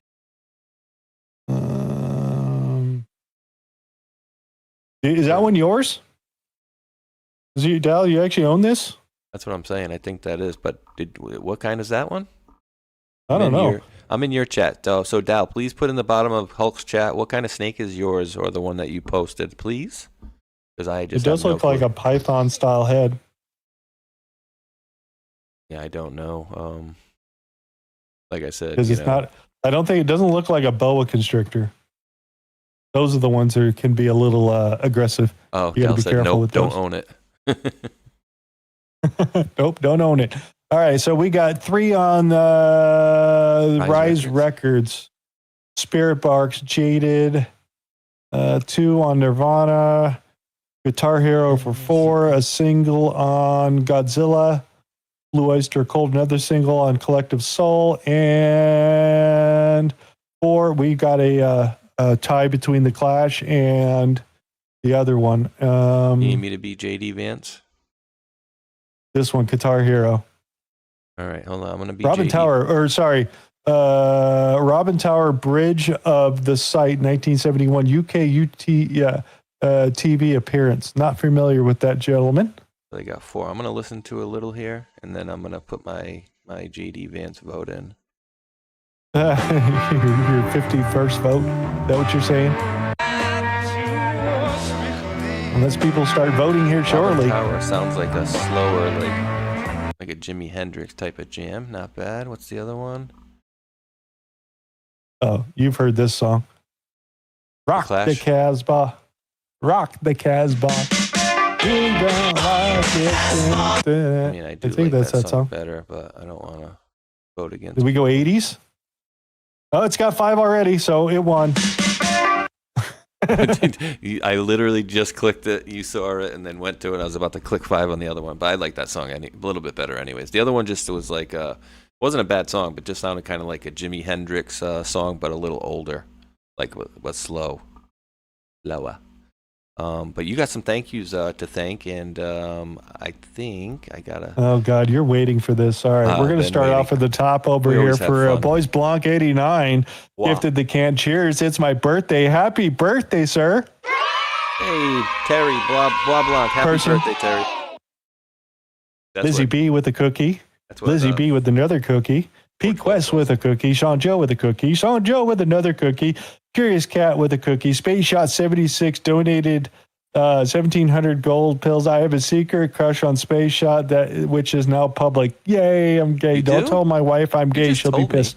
Red Pill 1 gifted the cookie. I'll give you your special OnlyFans discount card coupon for you, Mr. Spaceshot. That's going in your DM. Yes. Hard work. I'm going to release the gold pills over there. Release the scratchings. Release the scratchings. To go. Yeah, Matt put me on a different server. So now I'm on the East Coast server, I believe. I just running around like crazy yesterday, but we had a little disconnect a couple times. So he put me over on a new server, and I'll be back at 1 p.m. tomorrow as well. I had that conversation with them like over a year ago or a couple of years ago, because they wanted me to pay to get off of their like 720 to go to their HD super duper stuff style of the server, or whatever they were doing there at that time. And I'm like, no, that's okay. You could leave it. I don't want to change it. And I started having disconnects and issues, and then Fix It threw me over to the other side. Because I just moved you over anyways. For sure. And this is in response to a comment I read a little while ago, and then D Starboy just put a $5 Rumble rant on it. It says, Hulk is...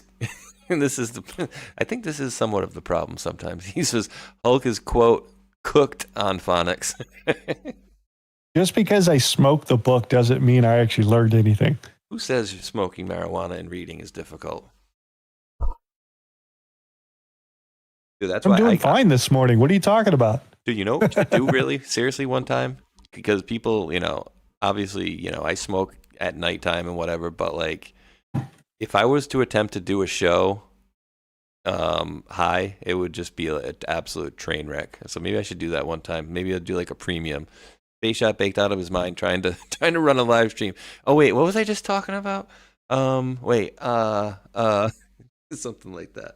But yeah. Well, I mean, I use it for pain management or whatever, so I'm always a little high. I mean, use it as Tylenol or whatever. So, I mean, just like this morning, just keep down the pain level or whatever, but I'm drinking coffee, still active. I'm ready to go play some video games. I mean, that type of active. I'm focused. So I'm not the type of smoker that likes to just get totally obliterated and like, nothing. Couch lock. Do nothing. That's not me. I'd rather smoke a little and go play some video games with some caffeine and go for it. If that makes sense. Well, no, it does. I mean, like I said the other day, right?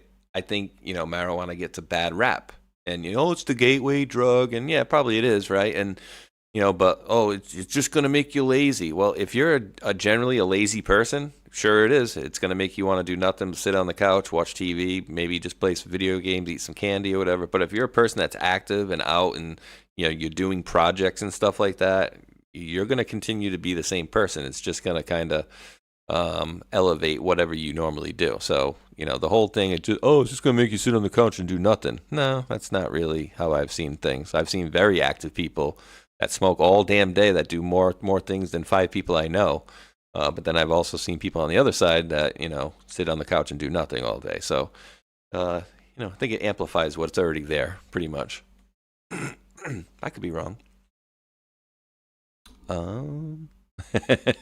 Oh, and dude, my buddy Manny, of course, that we used to play video games with there, my ex-coworker, liberal guy. Of course, he sent me that one yesterday, and he says, your boy Don the Dozer. And I said, hey, if you were 80 years old and got up at 4 a.m. every day and worked all day instead of calling a lid at 10 a.m. like your boy Ice Cream Cone Biden, you'd be tired too. Saving the world ain't easy, and he is. You will see soon.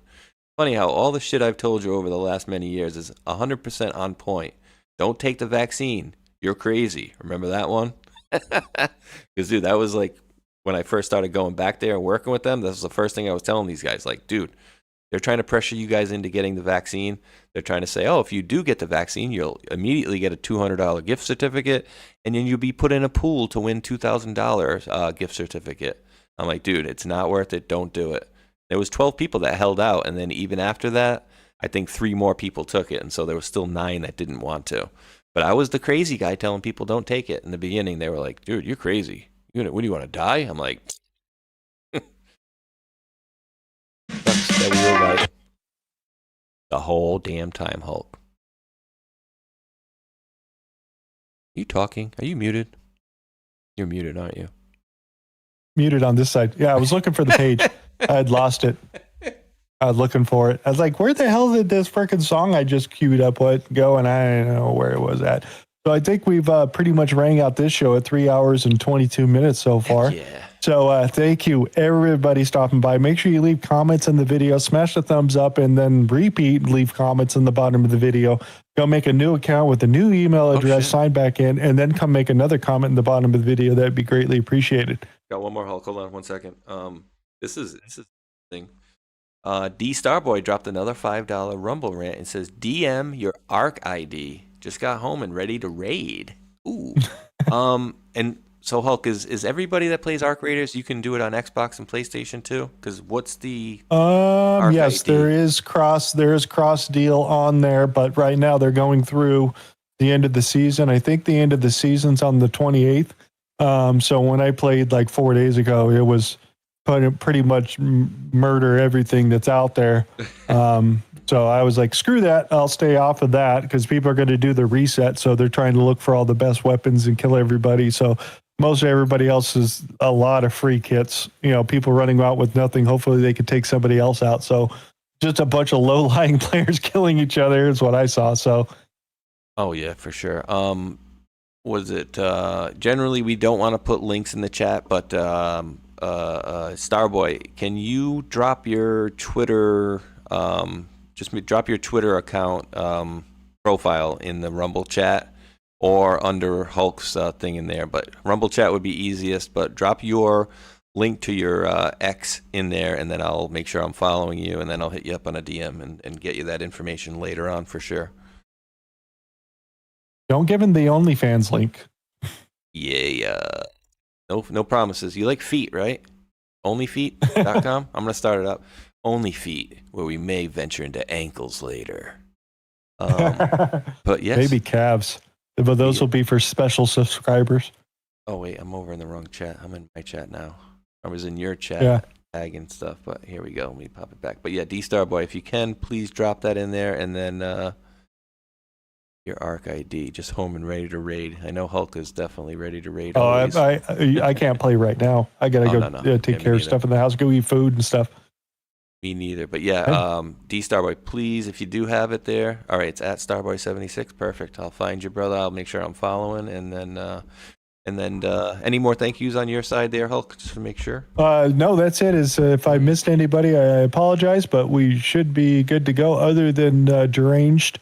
Who dropped Durango, who dropped the 5 gifted subscriptions earlier. But like Spaceshot always says, we do appreciate each and every one of you wonderful world patriots for tuning in out there. And until that next one, thumbs up, like, and subscribe. Peace. Much love. Be good humans.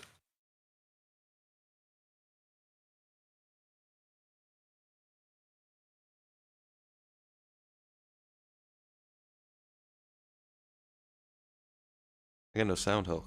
Why don't I have no sound? I got no sound either. What the hell? Yeah, that's interesting.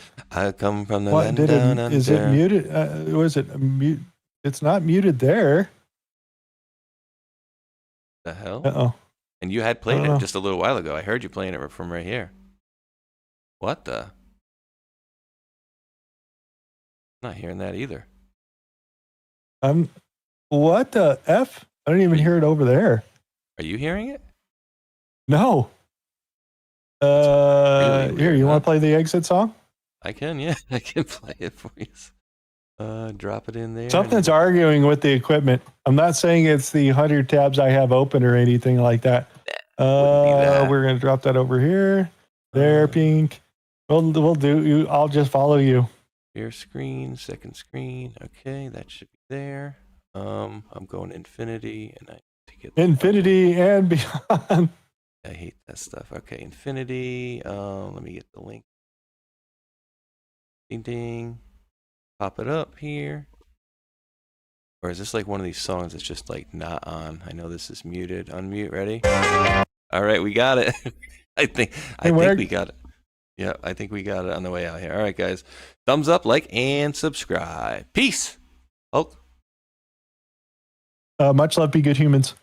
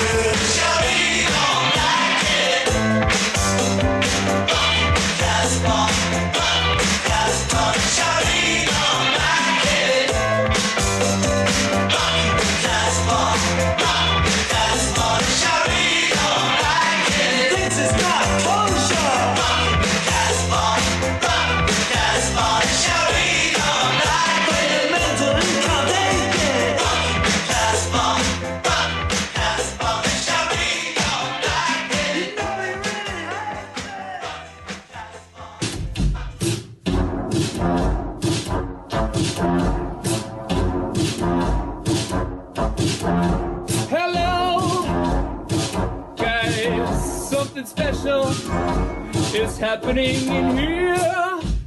That's right, it's brackets and jackets, bringing it back for brackets and jackets, special Epstein Island edition. That's right, folks, Epstein, Jeffrey Epstein, the man with the island, which is suspiciously close to Haiti.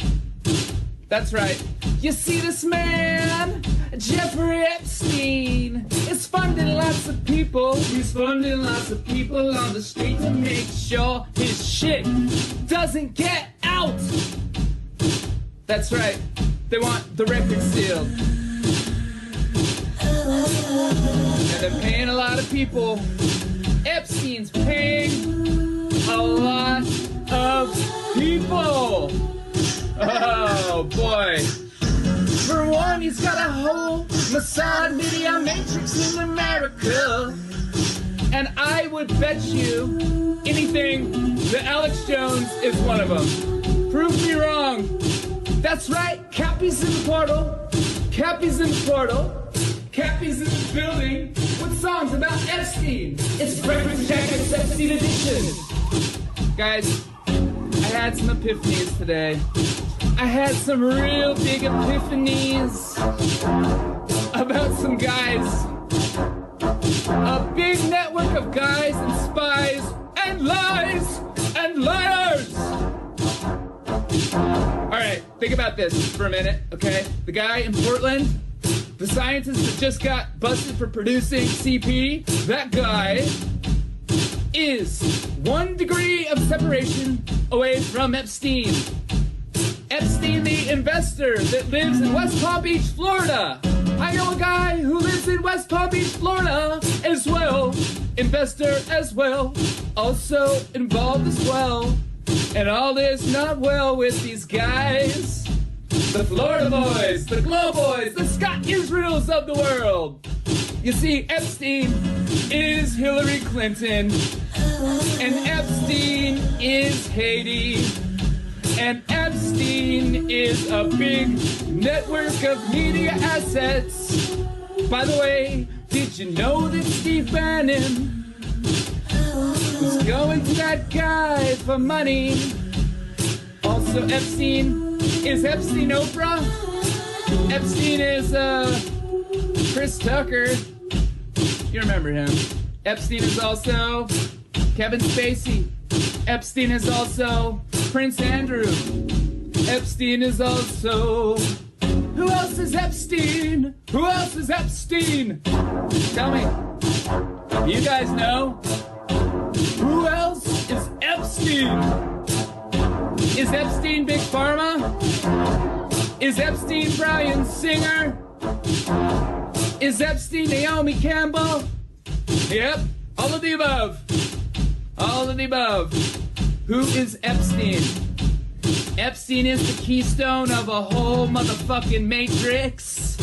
And once you pull it out, it all falls down. Dersh was there too. That's right, we're dropping red pills every day. Stick around on Rumble for one more, guys. Away.